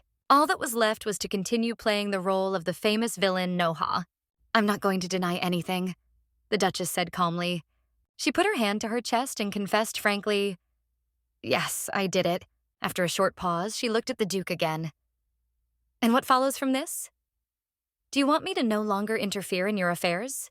The Duke thought for a moment, then replied, "No. What I have said is enough." He looked at her intently and said, "Since you have ruined all my relationships, then you must bear responsibility for this." The Duchess did not object, but she still asked, "And what do you want?" He took a long time to choose his words before answering. "This shouldn't be difficult for you. After all, most likely this is exactly what you and your family want." And finally, he said what the Duchess feared to hear most. "Marry me." Charlotte froze. She looked at him, not understanding how she had allowed this to happen. And he added, "I ask you to consider this proposal." The Duke remembered the words that seemed to haunt him lately. "A cunning man will eventually destroy himself." This philosophy accompanied the Duke throughout his life. Everyone knew that selfish people destroy themselves, and evil people will drag the innocent down with them, and the cunning ones. They confuse those around them until, in the end, they become the cause of their own death. The Duke always knew better than to stay away from people like that. That is why he repeatedly rejected marriage proposals. He did not want to tie his fate to treacherous people. He assumed that this could lead to tragic consequences for him, perhaps even to his own death. But everything changed when he witnessed a conversation between the Duchess and the false Marchioness. He deliberately eavesdropped on their conversation and learned something incredible. Marchioness Marvel was in no hurry to get engaged. Perhaps she didn't want to marry him at all. And at this time, the Duke heard snatches of their conversation. The maid, playing the role of her mistress, asked the Duchess, "Are you really not going to do anything?" Charlotte replied, "No." "Or did you really think I would threaten you?" The maid shook her head. "I just don't understand why you had to try so hard to cancel this engagement." The Duchess sighed. "Unfortunately, I cannot go into details. But if you want to know, you could say that I did it out of love." The Duke, standing in the shadows, heard these words perfectly well. The maid was stunned. "Love? Are you really saying that this is all because of love?" Charlotte chuckled. "What? Don't I have the right to love someone?" The maid smiled broadly. "I see. Now I wonder, who is this person?" But the Duchess only replied, "He's just a good man." And then, as if remembering him, she added, "Very kind. Soft-hearted. Not at all like me." The maid nodded. "So you really like him. But why did you have to cancel the engagement with Edward?" The Duchess replied simply, "I had no choice. It was a family order. Everything would have turned out completely differently if she had been born into a different family." The maid fell silent, taking her words in. She understood how difficult it was for Charlotte to live in her family. The orders were the law there. They forbade her to marry the man she loved. They forbade her even to touch anyone. The maid looked sympathetically at the frank Duchess. This conversation was difficult for the woman who decided to share her fate with a stranger. The Duke, hiding in the shadows, heard her every word, and he realized, these are the ideal conditions for a contract marriage. At that moment, a page ran up to him. "My lord, what are you talking about?" The Duke turned around and replied calmly, "It doesn't matter." The young man did not answer. He silently walked towards his carriage. "How is it unimportant? This is sheer madness." A nobleman from his retinue shouted after him. The young man told the young man that the latter's engagement had already been broken off 3 times. At first, he thought it was just an isolated incident, but now it had become a pattern. The Duke turned to him and asked him not to worry. In his opinion, the fourth engagement should certainly go smoothly. The Duke did not intend to be rejected a fourth time. The young man still could not understand what his young master had in mind, and so he asked him to explain everything to him in order. But the young man said that he did not have time for long explanations now, so his servant should take his word for it, since he already had someone in mind. Bartholomew was taken aback by his words and told the Duke that he had never said anything like that before. The young man was curious about who had captured the Duke's heart. He asked him if he could tell him who had become his master's chosen one. The Duke continued to move forward, not paying attention to the words of the young man following him. He still kept silent about his chosen one, but then the young man was forced to submit to the repeated requests of the young man about his chosen one. He turned around and said that this was Charlotte Noha. Since the young man was already a little drunk after drinking wine at the banquet, he did not immediately realize who the Duke was talking about, and was very happy that he had a chosen one. But it seemed that later it dawned on him who his future mistress would be, and he began to scream at the one his master had chosen. He asked the Duke if he had understood him correctly. Alfonso did not spend much time explaining. He turned to the young man and told him to shut up and go away. The young man could not come to his senses and asked his Duke if everything was all right with him. It seemed to him that something had happened to him. The young man was deaf to the words of the youth. At this time, he was thinking over his recent proposal. The Duke thought he was proposing to a woman who already had a loved one. Well, that was his choice. By making her this proposal of marriage, he thought that she might hate him for it. So the young man approached the young Duchess and proposed marriage to her. He also asked her to think about this proposal. The young woman standing opposite him was in no hurry to answer. It seemed she had not expected the offer she had received. Charlotte was shocked that such a carefully thought-out plan could fail. She did not know what to do now and asked the Duke to wait. The Duke had no intention of retreating and again turned to the girl, demanding an answer from her. The Duchess had nothing to say to him. She did not want to repeat the same mistakes a second time. She thought that as a result of her consent, her beloved would die again, and this time irrevocably. Having collected her thoughts, the Duchess answered Alfonso that he should not joke about such things. She did not like jokes of that kind at all. The young man told her that, unfortunately, this was not a joke at all. He added that she should take his offer seriously. Charlotte told him that in that case, there was no point in them continuing this conversation. She said that she had decided to decline his offer. The Duke was forced to tell her that she had interfered with his previous engagements, and now all his talk of marriage had failed. She herself said that she would take responsibility for this. The young woman had to apologize to the Duke if she had offended him in any way. She promised not to bother him again in the future. Alfonso replied that he did not blame her for anything, and asked if order was not above all else in her family. Then he asked the girl if it was true that she had a loved one. Indeed, she had a loved one. And this man was now standing in front of her. But unfortunately, the Duchess could not admit it to him. The girl could not say a word because of the thoughts that overwhelmed her. She was ready to cry from despair. She realized that the Duke had heard everything and asked him about it. The young man replied that he did not want that at all and warned her that next time she should be more careful. Then the Duke was forced to listen. That to eavesdrop and then not to hide it is a sign of bad manners. She did not expect that the noble Edward would be so rude. The Duchess told her interlocutor that there was no point in them talking anymore, and so she was leaving. Then she turned and walked towards the palace. As the Duke watched her go, the girl said she would pretend they had never spoken. He didn't have to worry about anything. The Duchess turned around and said that she would no longer interfere in the young man's affairs. The Duchess went home. And while everyone in her house was asleep, she was haunted by disturbing thoughts. The girl was disappointed that all her plans had gone down the drain. She had been preparing all her actions for so long, and they had turned out to be fruitless. She was still haunted by the same thought. Why did this happen? Charlotte couldn't understand why Alfonso proposed to her. After all, he should have done it to a completely different girl. She planned that the next engagement was supposed to be the end of it all, and she would finally make her loved one happy. She remembered very well that if she failed, the past would repeat itself, and he would end up, as before, in the grave. The girl did not understand why the past was repeating itself. If in the end Alfonso marries not Adelina, but her, then he will die again. The Duchess did not want her sacrifice to turn back time to be in vain and mean nothing. She still wanted to achieve a result. After much thought, the Duchess's determination grew and reached its climax.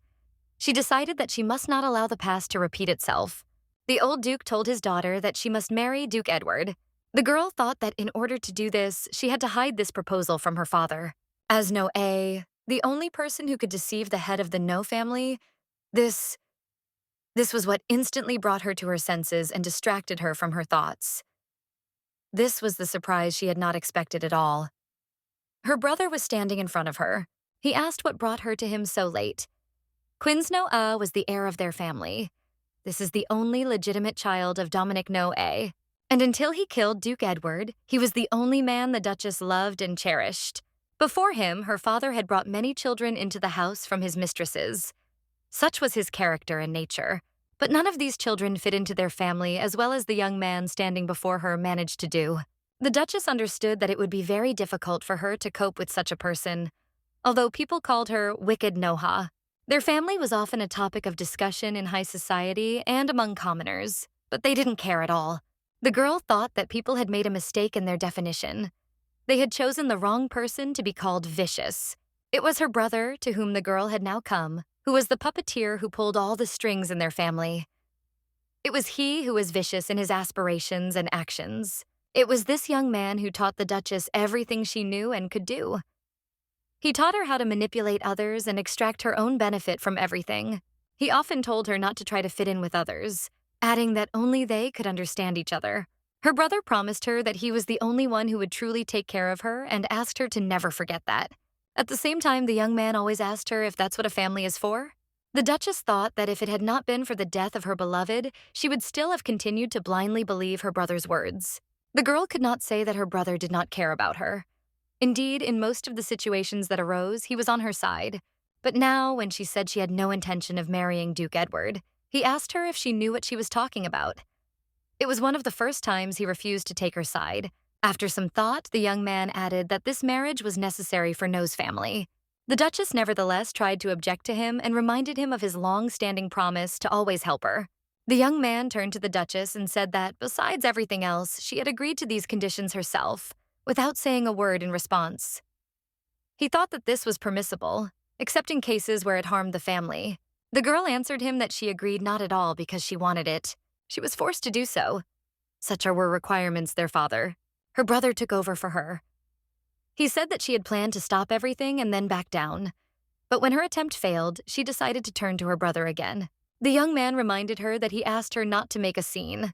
The Duchess could not understand why he did not agree with her, and asked her brother why he was making such a big deal out of this marriage. He replied that if she didn't like the Duke, she could simply get rid of him and marry again. Then the Duchess objected that in everyone's eyes she would not only be a villain, but also one who had divorced her husband. The brother asked the Duchess if she really cared what the insects around them were gossiping about. Looking into his sister's eyes, the young man said that she had no need to worry, because she had him in the Noha family. He suggested that she imagine that this conversation never happened. The Duchess had no choice but to threaten her brother. She asked him about the tea he made for their father, adding that perhaps that was why their father loved him so much. Tea calmed him down. She wondered what exactly her brother added to this tea. If at the beginning of the conversation the Duchess's brother was calm, now her words made him very worried. The longer the Duchess spoke, the less he wanted to listen to her. She added that tea did not react to silver. The young head of the family was shocked by what he had just heard. He tried to find out from his sister how she knew about it. The young man's face and eyes expressed fear. He kept asking his sister how she knew about the tea he had prepared for their father. The Duchess couldn't help but laugh when she saw her brother's fright. She asked him why he was so upset. Of course, she knew everything from the past. He had told her about it himself once. Then her brother asked her if she thought that the poison that had killed her husband could have been used on other people. The Duchess turned to her brother and asked him to listen carefully. She said that he should not worry, as she was not going to disturb him. Then the girl leaned as close to him as she could and whispered that, after all, they were one family, and added that he had her and the No family. Despite the lateness of the night, the castle of Duke Edward was restless. The servants had not yet turned off the lights in most of the rooms, and the Duke himself was in his study. The nobles and the Duke's retinue burst into the room, looking for the page who had accompanied Duke Alfonso to the engagement. They said they had just returned from the Marquis and had been told that Ludwig had something urgent to say. Everyone was wondering what had happened. The young man sat at the table, his head in his hands. It seemed he had not yet fully recovered from the wine he had drunk. Then he said that he would tell everything as it was. The young man raised his head and informed the new arrivals that the reason he had called them was not because he was lonely. Hearing this, the nobles decided that he was simply drunk, and turning around began to leave the room. The young man shouted, asking them to wait a little and promised to tell them everything. One of the nobles asked what had happened, adding that if this was not a conversation about another failed engagement, then they had nothing more to do here. The young man, who seemed to be suffering from a headache, answered without looking up that it was precisely about the failed engagement. The nobles could not believe what they heard. They did not expect another unsuccessful proposal. One of them even suggested that their master was cursed. After all, everyone considered the Duke an ideal candidate for a groom. Still without raising his head, Ludwig said that, unfortunately, it was no longer important. Something more impressive had happened. He paused for a moment and then informed the stunned nobles that His Grace had declared his intention of marrying the Duchess of Noailles. The Duke's vassals were amazed beyond measure. One of the men could not contain his rage when he heard about his master's unexpected choice. However, there was nothing to do but acknowledge his will. The nobles sat down at the table discussing the situation. One of them could not believe what was happening. He could not understand how the sensible Duke could decide to take such a careless step. The nobles came to the conclusion that, since the engagement with the Marquis family had fallen through, His Grace was too upset and had made an ill-considered decision. One of the nobles suddenly jumped up and declared that, despite his personal disagreement with the master's choice, he intended to support him. The others asked in surprise about the reasons for this decision. The young man explained that none of them had ever disobeyed His Grace. The nobles agreed that this was true. Then he asked them if they thought their arguments were pointless and would lead to nothing. Again, they all agreed with him. The young man rose from the table and declared that he would always follow the will of his master, no matter what he decided to do. Following him, the rest of the nobles present at the night conference did the same. The spring day was surprisingly sunny. Lonely clouds floated in the sky. However, the No family castle did not greet the messenger as friendly as today's weather. A nobleman of Duke Edward told a servant of the Duchess's house that they had sent several letters from Edward to the head of the Noha family. He then added that there had been no reply, and so he had been sent to deliver the message personally. The guard standing at the door was taciturn. Then the messenger asked him, "If the head of the family is busy, can he meet someone else?" However, the guard again replied that if the guest did not have an appointment, he could not see anyone. The young man was a little surprised by such a reception. He asked if the guard could at least pass on a message, adding that it was extremely urgent and came from the head of the Edward family. He shouted after the guard to come back. The nobleman who delivered the Duke's message could not believe what had happened. Just think. The messenger Edward was simply shown the door.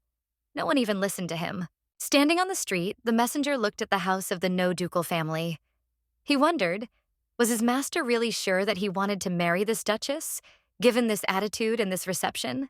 The nobleman tried to comprehend what had happened and understand what mistake he could have made that he was not even allowed into the duchess's house. He did not know how to explain everything to his master now. Charlotte watched from her window. She saw the messenger turn and walk away. The girl remembered this nobleman well. She had met him in her past life. He was the Knight Alfonso, Serge Marshal. The Duchess knew that he was a kind and loyal vassal. Soon after the wedding, at Edward's residence, she met this young man. He was the only one among all the nobles who smiled at his new mistress. She did not forget it. The Duchess also remembered that after Alfonso's death, when she went to look for her brother, she was bedridden for a long time due to illness. Because of this, she was unable to attend the funeral. Misunderstandings began to accumulate between her and her late husband's nobles. And in the end, this young man, like the others, came to hate his new mistress. And then, around the same time they were freezing Alfonso's body, he seemed to go completely mad and told her she was crazy. Even he, the only kind person, turned away from her. The Duchess smiled.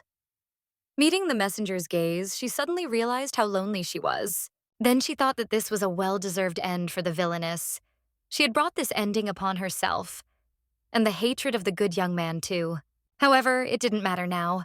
Alfonso had only about a month left. The Duchess pulled the curtain. Charlotte did not know why the Duke chose her as his wife, but now he will probably negotiate a marriage with another girl. Adeline, Standing in front of the mirror, the Duchess decided that it was time for her to take care of the No family's affairs and calmly await her end. She no longer wanted to plan anything. In her short life, she only did those things that could save her loved one from death. Looking in the mirror, she glanced at her reflection and was suddenly surprised. Her face expressed such deep sadness that even she felt uneasy. But then Charlotte reminded herself that she had no right to be sad, and she had no time to be bored. She had to take care of her family's affairs. It was with this thought that she went to the mansion of her next victim. A young man with hair the color of ripe wheat stood before the Duchess. He was telling her about his hunt. At one point, he noticed that this conversation reminded him of the day he hunted a marten. The young man said that he had no desire to brag to his guest, but if she was interested, he would be happy to tell her everything in detail. And he began to tell. He explained that hunting for a marten is usually extremely difficult, but that time he managed to shoot the animal with just one shot. The Duchess endured this company with all her might. She was already tired of listening to the young man's boasting, but she couldn't do anything about it. It was her duty, which she couldn't refuse. There was a special reason why they should stay close to the Alois family. According to information received by her father, old Mrs. Alois was in possession of the dynasty's heritage. It was necessary to prevent it from falling into the hands of the emperor. If the inheritance went to Benua III, it would confirm his imperial affiliation with the dynasty, which would lead to an even greater strengthening of imperial power. Then the temple and the No family would be in danger of being destroyed. The Duchess realized that she was just a bargaining chip in this game, a pawn who had to save her family from collapse. For a moment, she was distracted from these reflections. She wondered if Alfonso and Adeline had met at the banquet in Lavaris. The Duke had been a good husband, and she had not forgotten that. The Duchess remembered that he had even shown decent manners towards her, his unwanted wife in this forced marriage. He regularly sent her gifts, expensive fabrics, silk, jewelry, exquisite decorations.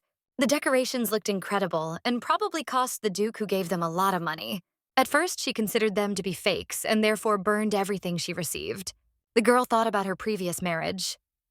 When did she stop doubting her husband's sincerity? Her thoughts were interrupted by the voice of a young man. He asked worriedly if everything was okay with her, noticing that she was not listening to his story. The young man asked her directly whether she was still listening to him or whether her thoughts were already elsewhere. The Duchess had no choice but to lie. She smiled sweetly and assured him that she was genuinely interested in the story, but inside she was bored. She could hardly keep herself from getting bored completely. However, at least Alfonso wasn't here, and that was good news. She decided to simply nod to the young man and leave. But as soon as she attempted to escape, she noticed something out of the corner of her eye that unpleasantly surprised her. Standing on the balcony, the Duchess suddenly saw a familiar man in the crowd. It was Alfonso. He should not have been here. The Duke was dressed in a military uniform and moved confidently through the crowd. The Duchess could hardly contain her emotions. What the hell was he doing here? In surprise, she dropped her glass of champagne. The glass shattered on the parquet floor with a clang. She couldn't believe her eyes. It just couldn't be true. More than anything, she wanted to disappear so she wouldn't have to face her ex-husband. From the height of the balcony, she could see the entire banquet hall. She had the advantage of being able to observe the guests without being noticed. Alfonso, together with the young man who accompanied him, was obviously looking for someone. The Duchess suspected that she was the target of his search. The Duke peered intently into the crowd of nobles gathered for the banquet. She cursed under her breath. Why hadn't he gone to where he was supposed to meet Adeline? The Duchess realized that something had gone wrong. She turned away so that no one would notice her face. A young man standing nearby asked worriedly if everything was okay. The young woman replied that she was not feeling well and tried to leave. The young man immediately offered to walk her home. The Duchess refused, but when she turned around, she suddenly twisted her ankle. A sharp pain shot through her ankle and she almost fell. The young man instantly grabbed her hand, helping her maintain her balance. He gently reproached her for her carelessness, offering his help. The young man happily agreed to accompany his interlocutor. The Duchess sighed inwardly in irritation. The young man standing next to him, Alois Rohan, showed excessive kindness to her.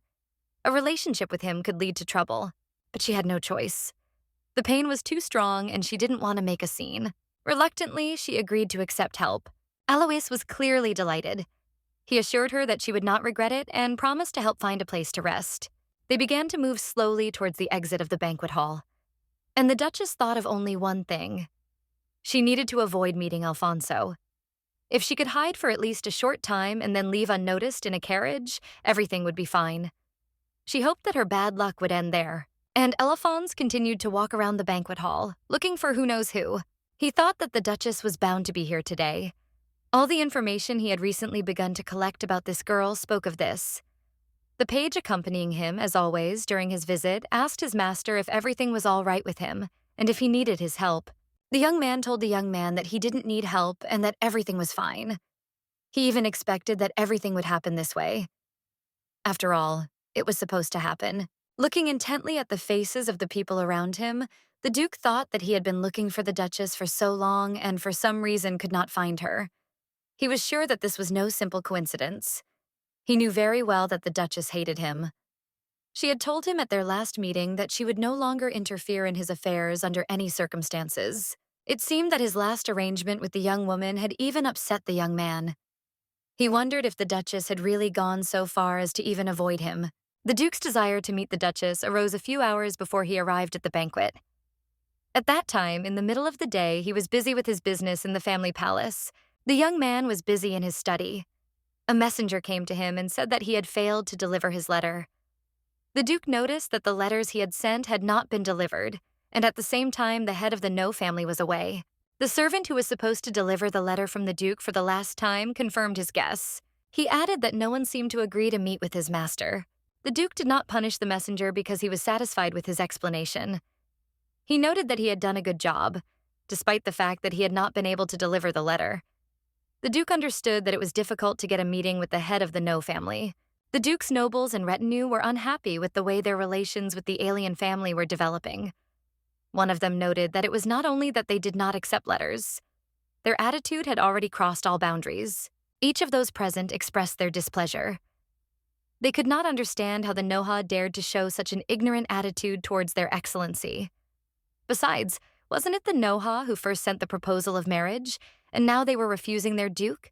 The Duke listened in silence to his nobles for the time being. They asked him if there was any reason why he should marry Lady No-A, and another added that they were probably laughing at the Duke right now. The young man did not rush with his answers. He considered the questions of his vassals. Their comments seemed fair to the Duke. Ludwig turned to the young man and said that he, as a loyal vassal of the respected Duke, simply could not accept such a situation. This was a clear disrespect for their family on No's part. The Duke, lost in thought, seemed to have nothing to say to his loyal vassals. And then they asked him again why he had decided to marry Lady No. They asked him to give an answer to this question. The young man seemed not to hear at all the questions that the nobles surrounding him were asking him. Then he stood up as if he was going to do something. But at that moment, someone's shout distracted the attention of everyone present. It was the Duke's cousin Sophia who was shouting, having just arrived at the house and overheard their conversation. She asked if she had heard correctly. As the Duke remained silent, his cousin asked him again if she had heard him correctly, that he was going to marry No-A. The girl asked him to tell her at least something. Now the Duke found it doubly difficult. He began to search incoherently for an answer to the question put to him. Bartholomew said, why the hell did this happen now, when they were so close to convincing their master? The young man had nowhere to go, and he told the Emperor's sister that she had heard right. He told her that some time ago he had made Duchess Charlotte Noha a proposal. The cousin couldn't hold back her furious scream again. She pounced on her cousin with questions and asked why he did it, but the Duke was calmer than ever. He didn't worry for a minute or a second about someone not liking his choice. He told the girl that it didn't concern her and she'd better not interfere. The person of imperial blood suddenly became abruptly calm. She told the Duke that she had no intention of interfering. She had simply decided to take care of her naive brother. The Duke was astonished by the next words of his unexpected guest. She informed him that perhaps he did not know that Charlotte Noha meets with Alois's heir. The princess told everyone present that Sir Rohan has been bragging lately about how well things are going with his girlfriend Charlotte. Noha. They even started to say that he would confess to her today at the banquet at Alois. The girl then went on to say that it seemed like No-A was investing heavily in the young man's family, and that it could develop into something more serious. She added sarcastically that instead of clinging to her leg, her cousin should find another partner. Without thinking twice, the Duke turned to one of his nobles and asked him if he knew when Alois would have a banquet that evening. The young man immediately answered his master that the banquet was to take place that evening and that he was invited to it. The princess seemed to understand everything. She immediately pounced on the Duke with the question of whether he would go to Alois. It didn't suit her because he had promised to go with her to Laveris. Was he really not going to fulfill it?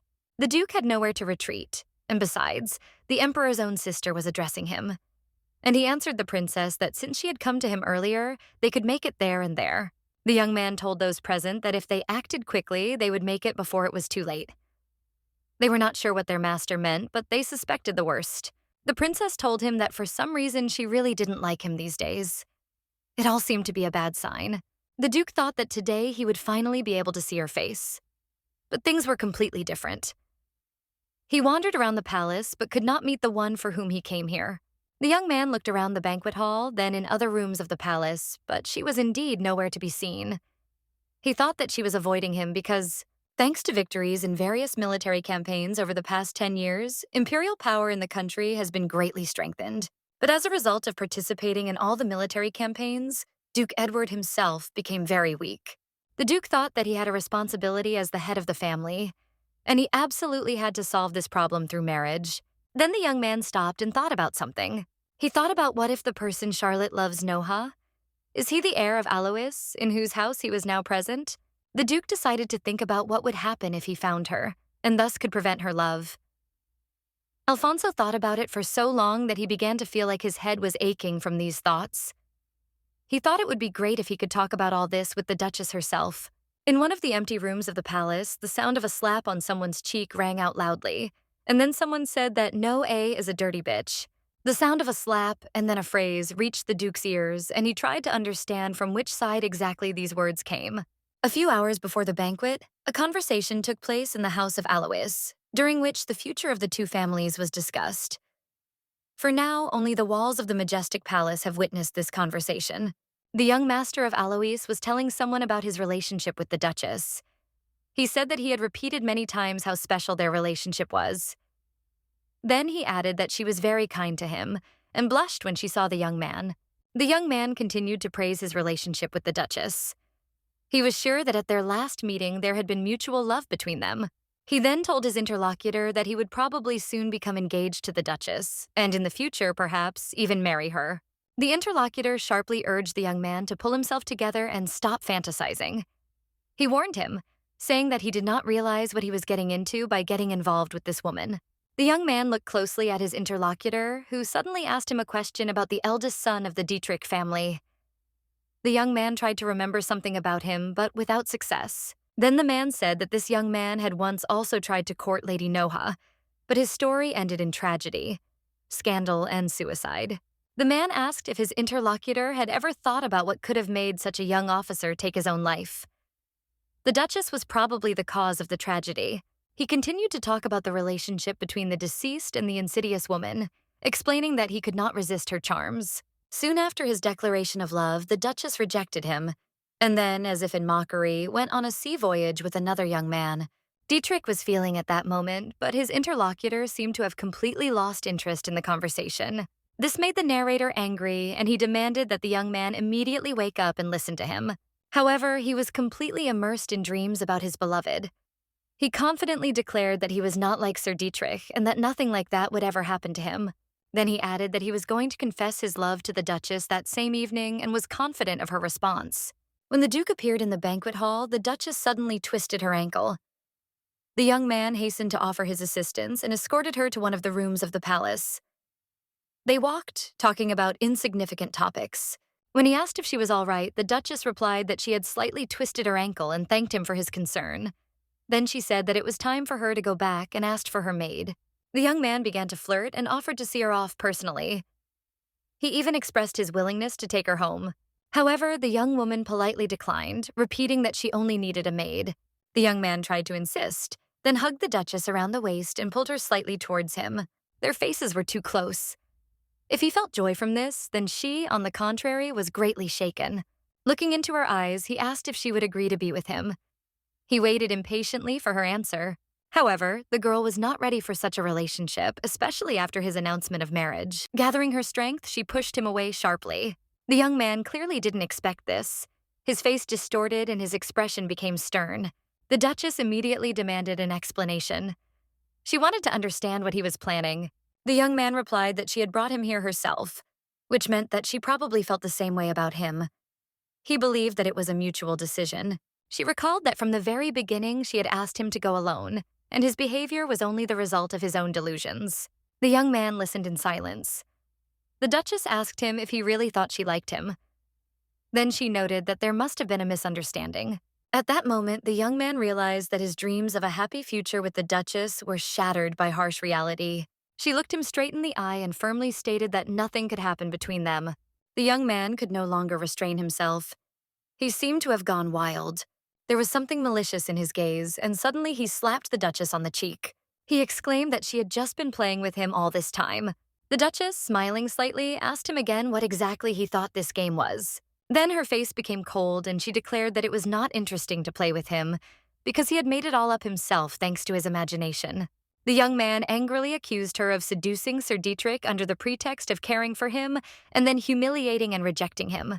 The Duchess, pressing her palm to her cheek, which was burning from the blow, thought for a moment. Then she noted that Dietrich was as arrogant a braggart as the one who stood before her now. She decided to tell how Dietrich begged her for a meeting, threatening to commit suicide. When she tried to help him, she only witnessed him fall to his knees, crying and begging for forgiveness. She found it funny. The young man suddenly realized that the Duchess was playing a completely different game with him. She suddenly added that she was quite good at hitting people. Then, pulling off her glove, she thoughtfully asked him if he knew that if you hit with your palm, it's better to take off the glove, as well as metal jewelry. Taking off the rings, she explained that otherwise it would hurt herself. Coming closer, she hit the young man in the face without hesitation. Then again, but from the other side. After this, the Duchess grabbed him by the collar and began to slap him one after another, not giving him a second to rest. It was impossible to understand where such a fragile woman could get so much strength from. She beat him until he fell to the ground, face down on the floor. The boy lay there, unable to hold back his tears. The Duchess coldly remarked how pitiful he looked. Then she came closer, placed her heel on his hand, and thoughtfully asked how many times she should hit him. She felt tired of the whole scene. The young man had made a huge mistake when he had dared to hit and insult the young woman. The young man lying on the ground begged for mercy. He admitted his mistake, asked for forgiveness, and could not hold back his sobs. Charlotte wondered why people like this young man always had the same excuses. Memories of her own mistake with Dietrich came flooding back to her mind, reminding her of the consequences it had led to. The Duchess pulled a sharp stiletto from under her clothes and put her hand behind her back. The thought that there was little time left did not leave her. The realization that those around her still considered her a villain made the further choice obvious. Deciding that her next move would not affect her established reputation, she raised her weapon, preparing to strike. At that moment, something stopped her. Someone's strong hand grabbed her wrist, not allowing her to finish what she had started.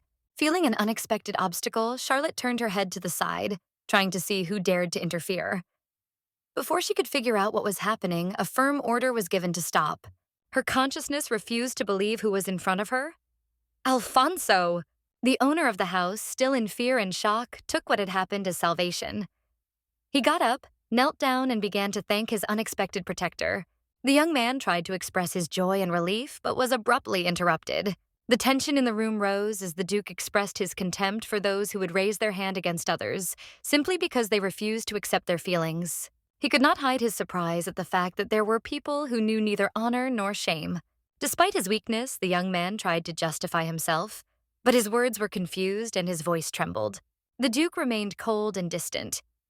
He made it clear that he would not allow the boy's mother, Madame Alois, to learn of this incident only on one condition. Coming closer, he made it clear that any lie about today would have consequences, and warned that he would not remain silent. Turning his gaze to the Duchess, he expressed surprise that she was avoiding him, but at the same time associating with people of such low rank. Charlotte didn't know what to answer right away, and just lowered her head, thinking over the convenient version of events. Her thoughts raced, searching for the right words.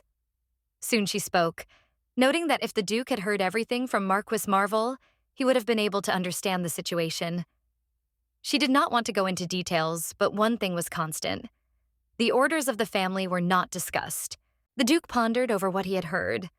The meaning of these words was an admission that the marriage proposal had been rejected by the will of the family. Charlotte did not deny this, but did not rush to confirm it either. She still clutched the stiletto in her hand, as if she were ready to defend herself at any moment. Suddenly, she declared that the decision was her own, because she had long known who occupied a place in her heart. The answer left him doubtful. The Duke was not sure, but he noted that this man, whoever he was certainly not the one in the room now. Taking a handkerchief from his pocket, he pressed it to his cheek, on which a bruise was already beginning to appear. Then, without hesitation, he declared that he had come here for one purpose: to propose to the Duchess again. Charlotte didn't immediately believe what she heard. The idea that, knowing about her feelings for another, he still decided to propose seemed absurd to her. The Duke explained that this was precisely what prompted his decision. He looked her in the eye and proposed a contract marriage for 1 year. After these words of the Duke, the sharp stiletto fell backwards with a clang. This was quite unexpected for the girl who heard this confession. Charlotte couldn't believe her ears. What she had resisted for so long had happened again. Was she really going to have to marry the young man standing before her for a second time? The Duchess asked again, "But we are only talking about a contract marriage." The man standing in front of her replied that everything was exactly as she had just heard. Alfonso told her that they would be married for 1 year, and after that they would divorce. And of course, there would be no talk of any marital relations. The Duchess said she did not see why she should agree to this application, since he had rejected her marriage proposal so many times. The Duke asked her if her family was putting pressure on her. She had no choice but to agree to everything, including their marriage. In response to the Duke's question about whether she would face consequences for herself if she did not marry him, Charlotte replied that she would solve this problem herself, without any help from him. The Duke asked her, because he was not mistaken and was right in his conclusions. The girl did not know what to answer the young man, and so she remained silent. The Duke remarked that by changing her name to Edouard, she would be free of No, and since the divorce settlement would be quite substantial, she could marry anyone she loved once the contract was up. The Duchess thought that pretending to be his wife for a year in exchange for money and freedom was like finding a bag of gold coins on the street. She told her interlocutor about this, and she added that he could not have come up with such a plan himself. The Duke decided to remain silent in response to this question. He did not even think of answering, since he himself had not yet decided on the answer to it, and the young girl kept pressing him and asked whose idea it was. His or his assistant's. The Duchess thought that everything was exactly as she expected, but looking into the Duke's eyes, she doubted it. He no longer seemed as formidable to her as before. Perhaps it was because of his eyes, which once looked at her with disdain, but had now changed. To make sure of this, she looked at them again. The Duke still considered her not a very good person. These words surprised the Duchess, since it was not customary to say such things to her face. However, the young man only wanted to be frank and honest, reminding her that she herself had interfered with his marriage proposals. Charlotte looked at the stiletto at her feet, admitted that she would not deny it, and added that she really was not a good person. After thinking for a moment, she decided that the word bad described her better. The Duke continued, noting her cunning, lack of conscience, and willingness to use violence against others, which she demonstrated even today. Wanting to soften the situation, the girl turned the conversation into a joke, reminding him that he had just proposed to her. The young man calmly objected that a proposal and an honest opinion were completely different things. The Duchess remarked that Alfonso seemed to think that she was not worth having anything to do with. He admitted that he had thought the same until recently, but now he had changed his mind. Perhaps she could help him solve one of his problems. These words surprised Charlotte, because she had not previously known that Alfonso had any difficulties. Determined to find out more, she asked what the issue was, other than the wedding question. The Duke replied that it was a family matter which he could not yet disclose, but might do so later. The Duchess listened attentively when he added that if she accepted his offer, he would tell her everything. The girl's thoughts revolved around what she had heard. If this continues, everything will fall apart. She didn't remember hearing about Alfonso's problems like this before, and no matter how hard she tried to remember, nothing came to mind. She wished she knew more about the events of her past life. The Duke interrupted her thoughts by suggesting that if she did not want this marriage either, they should help each other for a year and then go their separate ways. These words helped her to understand the situation better. She suggested to be honest with each other. The idea seemed reasonable to her, but at the same time wrong. Her goal was not to escape from her family. Accepting the offer could solve many problems, but the thought of what would happen if Alfonso died again within a year did not give her peace. What should she or her family do in this situation? Frozen in indecision, she only clenched her hands into fists. Alfonso hastened to reassure her, assuring her that he was not going to force her, and that this was just his suggestion. The Duchess looked at him in confusion as he added that she could give an answer later, when she had collected her thoughts, after which he was about to leave. Opposing feelings were fighting inside her. One part of her was urging her to accept her beloved's offer, while the other categorically rejected such an opportunity. However, if she doesn't figure out what his problem is now, she won't be able to solve anything anyway. Unfortunately, she didn't even know where to start or what to ask. Trying to cope with her thoughts, the Duchess suggested that they address each other by their first names. Alfonso agreed and added that if she didn't mind, they could switch to informal terms. The Duke did not understand why she had such a strange attitude towards him, as if she had known him for a long time. He was even more puzzled when she asked him if this was his idea or his subordinates. It all gave him the impression that he and the Duchess were former lovers. He asked what else she wanted to tell him, but the girl seemed deaf and did not hear his question. He had to repeat it a little louder. The conversation was suddenly interrupted when the door to the room opened slightly and the Duchess's half-brother entered. The young people simultaneously turned their heads in his direction, surprised by the unexpected appearance of another person. Quinns informed his sister that he had been looking for her everywhere, but it turned out that she had been here all this time, alone with the Duke. He also greeted the young man present. Charlotte did not expect to see her half-brother there. She asked him what he was doing there, adding that she thought he was with Alois. The young man replied that he had been looking for her for a long time, but noted that the conversation was over. Quinns was surprised not only by finding his sister, but also by the presence of Duke Edward, who now looked at him with obvious anger. The young man approached him, expressing concern that, having rejected all of No's proposals, the Duke might be hostile to them. However, Alfonso calmly replied that he had no reason to be hostile to the No family, and was glad to meet them at this banquet. Quinns noted that he was glad to be wrong in his guesses and hopes for further mutually beneficial cooperation between their families. The Duke listened attentively to his words. It seemed that the young man was choosing the right expressions, but something in his tone and behavior was alarming. Alfonso explained that he had turned down the offers due to other circumstances, and there was no malice involved. He had no bad feelings. The Duchess's half-brother was still not appeased. He turned to the Duke and told him that he had been rather cold. And so the young man thought that his decision was unlikely to change. The Duke told the young man that he shouldn't worry at all. Yes, the circumstances were different before, so his decision was different. But since everything has changed now, he is ready for mutually beneficial cooperation with the No family and for this marriage as well. Charlotte listened in confusion to the two young men who were discussing what seemed to be important issues. She did not understand how this would end. Then her half-brother told the Duke that he was not the kind of person who could do such a thing. Alfonso did not argue with his interlocutor anymore.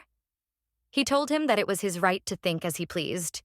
He preferred to answer doubts only with actions. Quinns still insisted on his own, and noted that only time would tell which of them was being completely honest and frank with the other. It was worth waiting a little, and everything would definitely become clear. The Duke said he hoped he had not been mistaken in jumping to conclusions. He thought he was doing the right thing. And it was possible that the young man's opinion of the Duke's actions would inevitably change over time. Then Alfonso announced to them that it was time for him to go. The young man told him it was time to go, as this meeting was unexpected. And besides, it would be rather rude of him to interrupt the communication of brother and sister. As he left, he said goodbye to Lady No A and said that he hoped to meet her again. The Duke moved through the deserted, darkened corridors of the palace. He once again replayed in his memory all the events that had happened that evening, and his conversation with the young Duchess's half-brother. The young man thought that all this looked very strange. He found the behavior of the Duchess, who had previously interfered with all his wedding agreements, especially strange. The Duke remembered that when he proposed to the Marvel family, the Duchess frowned the whole time. Then she told him, promising that no one would interfere in his marriage discussions anymore. Alfonso walked on and thought. He thought about how just a moment ago the Duchess had seemed like a different person to him. He thought about what her words and her actions were saying. The young man couldn't understand what exactly the Duchess wanted to say. It even seemed to him that she wanted to ignore him. But he didn't care at all.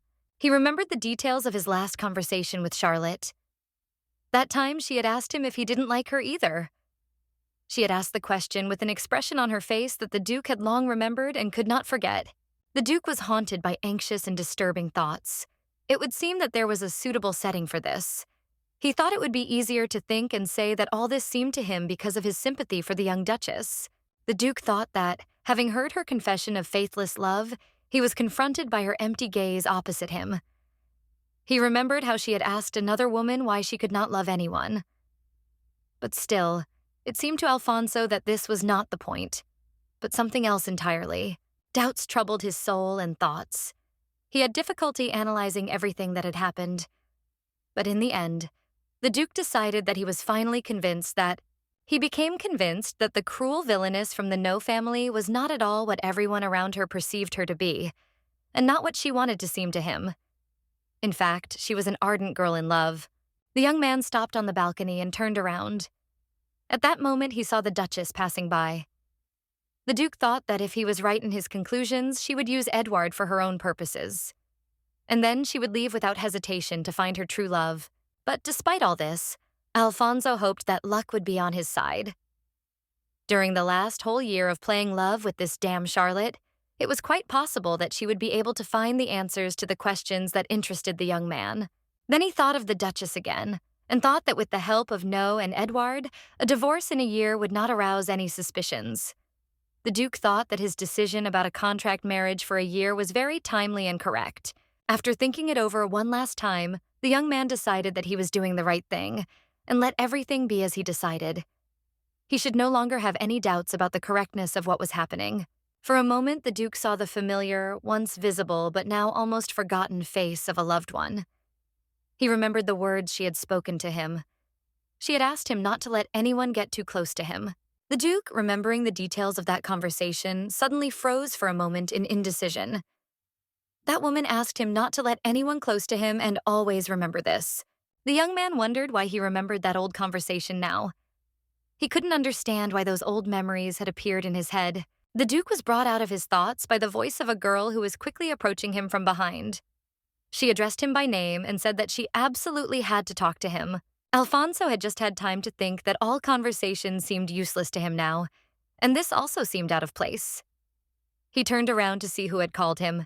The Emperor's sister and cousin Alfonso were approaching the Duke with quick steps. Sophia Dot. In an excited voice, the princess asked him if he had seen Lady No and Sir Alois. When the girl came close enough to him, Alfonso said that they needed to have a serious talk.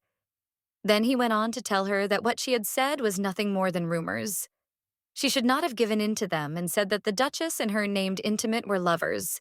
The princess answered him that she understood perfectly well what he was saying to her. She had given in to the general rumors without properly understanding the matter, but now she asked his forgiveness and would also like to apologize to the Duchess. The Duke listened attentively to the girl and mentally approved of her admission of her wrongness. The girl told her cousin about what had happened recently in the banquet hall. When Lord Alois returned to the hall, he was very angry. He got into a fight with one of the nobles and shouted in his face that he should not dare to say a word about this woman, or even remember her name. The girl realized that this woman meant the Duchess. Sophia said that all the people who were present at the banquet witnessed this, and added that the young man was very angry because of Lady No-A. The atmosphere in the hall became very tense because of this, and so she decided to go out into the courtyard. The Duke listened attentively to the princess and thought that the master of the house was really very angry. Everyone assumed that the lady had been rejected, and that was absolutely true. Apparently, the Duke had voiced some of his thoughts because the princess turned to him and asked if there was anything else he wanted to tell her. The Duke replied that perhaps there was nothing more for him to talk about with her. Everything was clear and had to happen in the exact order he had decided. But his cousin suddenly became agitated and asked the Duke if he really intended to marry that terrible woman, Lady No-A. The Duke replied that he would do so if the Duchess accepted his proposal. Then the princess, who was almost furious at the Duke's answer, asked him again what he was going to do if the Duchess did not accept his proposal. Would he then find himself another bride? Her question did not cause any excitement or difficulties for the young man. He stood calmly, folding his arms on his chest. And then he answered her that, in his opinion, the Duchess should respond positively to his proposal. With sadness in her eyes, Sophia listened to the young man's answer. She could not understand what motivated him, and he, in turn, added to her that he had made the Duchess of No an offer that she would not refuse. It seems that the princess was not so easy to get rid of. She wanted to find out everything and therefore said that she did not know what the Duke had planned, but he had very little time left. Therefore, she would like to know how long he would wait for an answer to his proposal. Alfonso replied to his cousin that he had no intention of waiting. Everything would become clear in the very near future. The young man then added that the foundation ceremony would be taking place very soon, so if nothing and no one interfered, he intended to finish everything before it began. While the Duke and his cousin were talking on the balcony in the garden, the woman who had received his proposal, together with her half-brother, prepared to leave and got into the carriage that had been brought for them. Quinns did not hesitate long and immediately decided to address his sister with a question. He asked the Duchess what connected her with Duke Edward. He asked to tell him everything in as much detail as possible. Charlotte decided to be careful with her brother, as she considered him dangerous after the events that had happened in her previous life. She told him that it was just a coincidence. They had met by chance, and it was a casual conversation regarding his marriage proposal. Her brother did not fail to notice that all this looked very strange. He did not understand the motives of the Duke's actions, because for some reason he had not wanted to marry her before. The Duchess answered him that she was also interested in this, and therefore she hesitated that she should answer the Duke who proposed marriage to her. It seemed that Quinns had already made up his mind for her. He told the girl that since things had turned out this way, he was very glad that his sister had decided not to get married. The girl listened carefully to what her half-brother was saying. She tried to understand what he had planned and what he could do against the Duke. The young man said that when the Duchess said at dinner that she would marry, he did not like it, and he was against such an outcome from the very beginning. When the Duchess asked him if this marriage was necessary for their family, the young man answered that, unfortunately, with the current situation of their family, they could not do without this marriage. Charlotte couldn't understand what was going on in the head of the young man sitting opposite her. He suddenly told her that marriage wasn't the only way out, and asked her if she thought so or not. He added that Edouard did not seem to suit her. Then the young man continued and said that therefore she should abandon the idea of marrying Edouard. The young Duchess and her half-brother sat silently by the slowly moving carriage, trying not to look at each other. Or rather, she didn't want to look into his eyes, because she still had a lot to understand and think about. The young man turned to the girl sitting opposite him and asked if she remembered what he had told her earlier. He added that this was the only thing that should be important. Charlotte remembered the words her brother had often repeated to her as a child, and which he had made her remember. They went like this: "Only we can be no A, and no A exists for us." The woman had some rather dark thoughts in her head about what these words meant to her, but she forced herself to answer her half-brother that she remembered everything and had forgotten nothing. The Duchess thought about how she couldn't forget what he often devoted their time to. Quinns used to tell her as a child that he would make her perfect. He often told her that only he and she could bear the name No A. Then he added that only they would be the meaning of existence. Often in conversations with her, the boy said that even when his half-brothers and sisters disappeared one after another, they should live, believing in only one thing. Quinns interrupted the Duchess's thoughts by saying that, perhaps selfishly, he hoped very much that Charlotte would stay with No forever and never leave him. He added that No's family suited her best. The Duchess could not object to him. The girl only thought that she fit into the family as garbage might fit into other garbage. While the girl was thinking, he turned to her again and said that their father was due back tomorrow. So he asked her if she shouldn't go away for a while, because he would probably ask her about her engagement to Edouard. The girl was thinking about how to answer her half-brother. She had not yet decided whether to accept or reject the Duke's proposal, and so she did not know what to do now. The wheels of their carriage suddenly creaked sharply, and this brought the Duchess to her senses. She thought about it and decided that so be it. Perhaps she had better leave until she had made up her mind. The girl thought about what was happening around her. She had previously thought that she no longer had feelings for her ex-husband, but it seemed that this was not entirely true. Charlotte tried to analyze her emotions during her meetings with the Duke. She could not understand why empty hopes for a happy future for Alphonse still lurked inside her. Charlotte mentally ordered herself to stop all her thoughts about her relationship with the Duke. She needed to think it over and make a final decision about her future. She thought about what was clear even without her half-brother saying anything. The Duchess knew perfectly well that her father would never forgive her. She could not afford to lose Alfonso again because of her own selfishness. Upon arrival at the palace of the No family, events began to unfold even more rapidly. And even the deep night that had fallen was no obstacle to the actions of the insidious young man. At first, it might seem that Quinns had decided to engage in a completely peaceful occupation. He sat in a chair, holding an open book in his hands. The young man fondly recalled his half-sister. The Duchess had gone to Divan. He thought it was a great choice for her because there was that lake there that she liked so much. Then he remembered that the girl had been very drawn to rivers and lakes since childhood. Then the young man decided to stand up. He also remembered that in the spring, the lake is covered with petals floating on the water. The young man told the man standing in front of him about this and about the fact that the Duchess had left. To the man who was now kneeling before him with his hands tied behind his back with a rope, Quinns told the man that if it had not been for his rash actions that evening, he would have been able to go with his sister. Then the acting head of the No family, and during his father's absence, the man stood up and kicked the man in front of him in the face with all his might. He intended to hurt him as much as possible. The head of the man who was kicked flew off like a ball flies off after a strong kick. His body followed his head.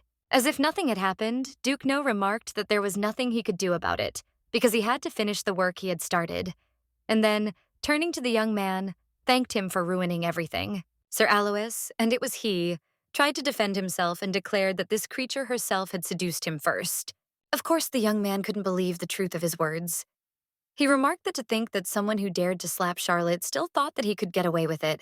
The man, tied tightly with a rope, tried to defend himself again and declared that he was there in the role of a victim. He repeated again that the Duchess had been the first to attack him. In response, Quinns told Sir Alois that perhaps, in his opinion, the slap that had occurred had also been a mistake. The young man's face darkened from the blow he had suffered, and tears streamed down his cheeks.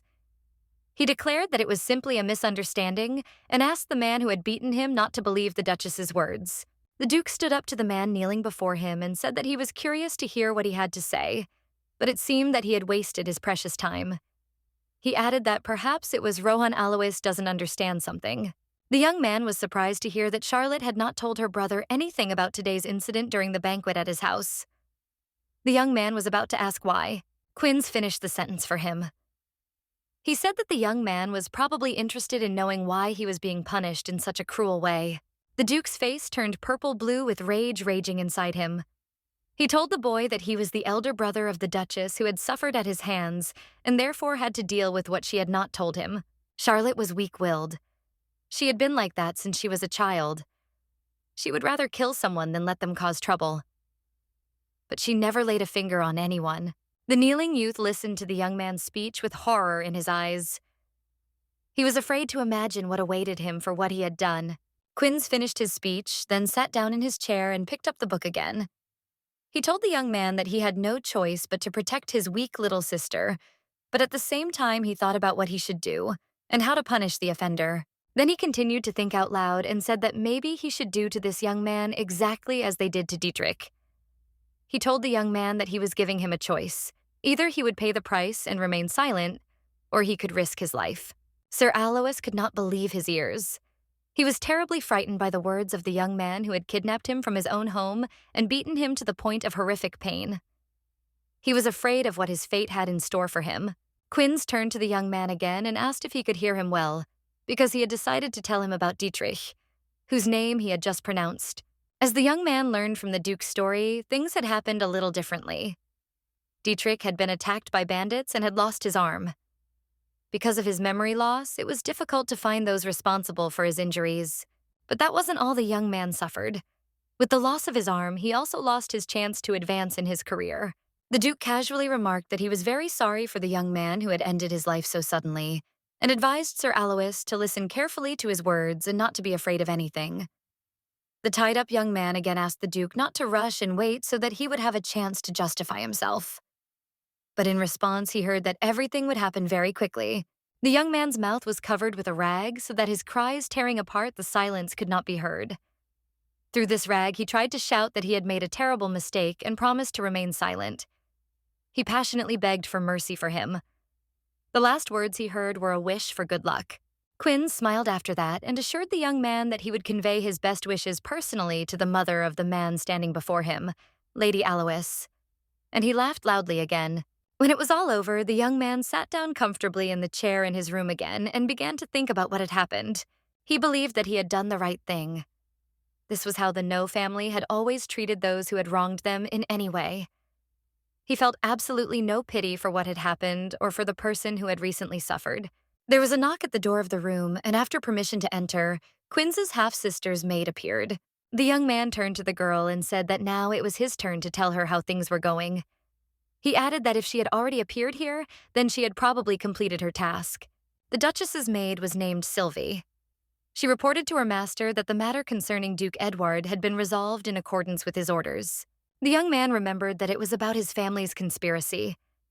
He thanked the maid for her service, noting that she had done a great job. Quinns thought about it and noted with satisfaction that everything had gone exactly as he had expected. Everything had been carefully thought out and executed with great quality. The face of the Duke, bidding farewell to him and his sister, appeared before his eyes again. He had no idea what kind of trap he was about to fall into. The No family knows how to set traps. The young man thought that his sister Charlotte might not even know anything, but the current situation was exactly what her older brother had expected. He remembered her saying that she only had her brother and no A. Charlotte couldn't disobey her father's orders. He remembered how she had asked him for help and if he would be willing to help her. He had arranged it so that she would be the one to do it. The young man remembered that he had not responded immediately to her plea for help. He was not ready to do so at her first call. Charlotte tried to ask him what he meant by his silence. Or perhaps he wasn't listening to her at all. Then the girl asked him if he hated her as much as the others. Quinns remembered that when he spoke to her, he heard everything muffled, as if through a closed door. But he noticed that this was the first time he had heard his half-sister's voice like that. It was very strange and inexplicably strange for him to hear a voice, trembling and fearful, from someone like the villain No, known for her cunning and treachery. As a result of these reflections, Quinns decided that this would not work. If Charlotte found out about everything, she would definitely hate him. But then the Duke thought again and finally decided that he had nothing to do and would have to act as he had planned. The next day, there was unrest in the residence of Duke Edward. It seemed that the young man had very serious problems, and so he decided to gather all his loyal vassals, who immediately came to him at the first call of their lord. The young men were very upset and worried by the news they had received from their master. He said that it was necessary to sum up and informed them that the location of the jewels that were to be presented to His Majesty before the festival had begun remained unknown. Alfonso told his vassals that he would allow himself to assume that all this was the work of the No family, because it was very similar to how they always acted. He also received another refusal through his messenger.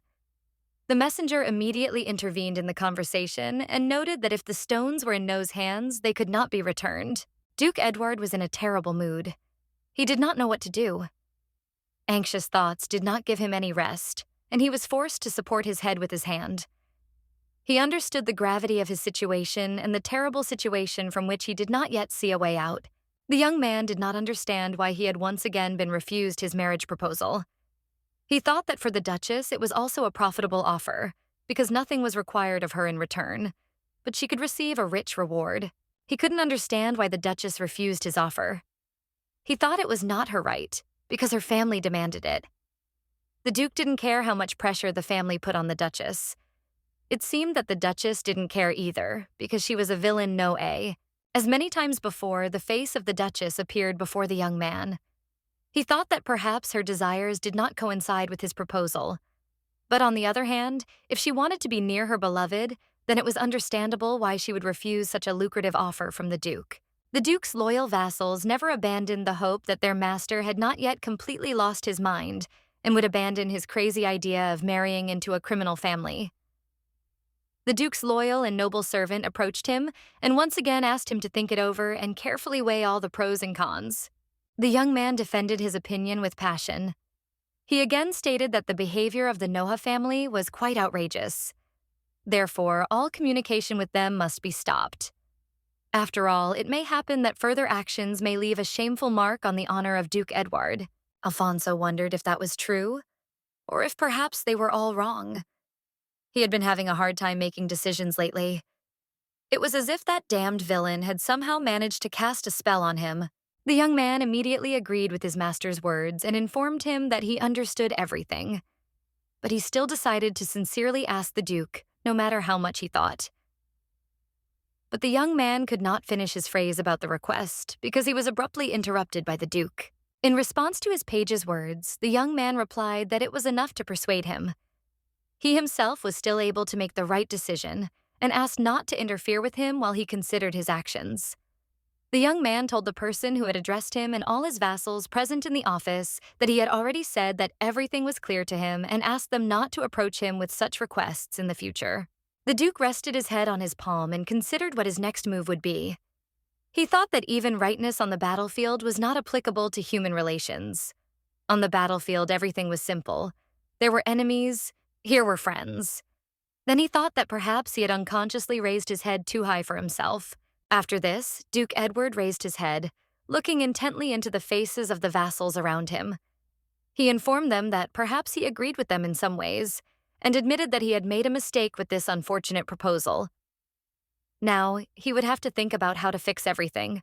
The nobles loyal to the Duke were very happy and began to make their proposals. One of the first to do so was Ludwig, who said that perhaps his master should propose to the Laveris family. The Duke was not yet ready to answer his question. All the nobles were making such a noise that he could not understand anything they said. He again concentrated on his thoughts and considered the candidacy of the next bride. When the Duke announced his decision about the next candidate for marriage with him, his officials and vassals were very happy about this decision. They began to happily embrace and praise their lord for his wise decision. In response, the young man asked them to control themselves. Events then developed quite rapidly. The choice of a potential bride was made. Under the Duke's guidance, the marriage proposal went smoothly. However, something happened in Daivan that changed the planned actions.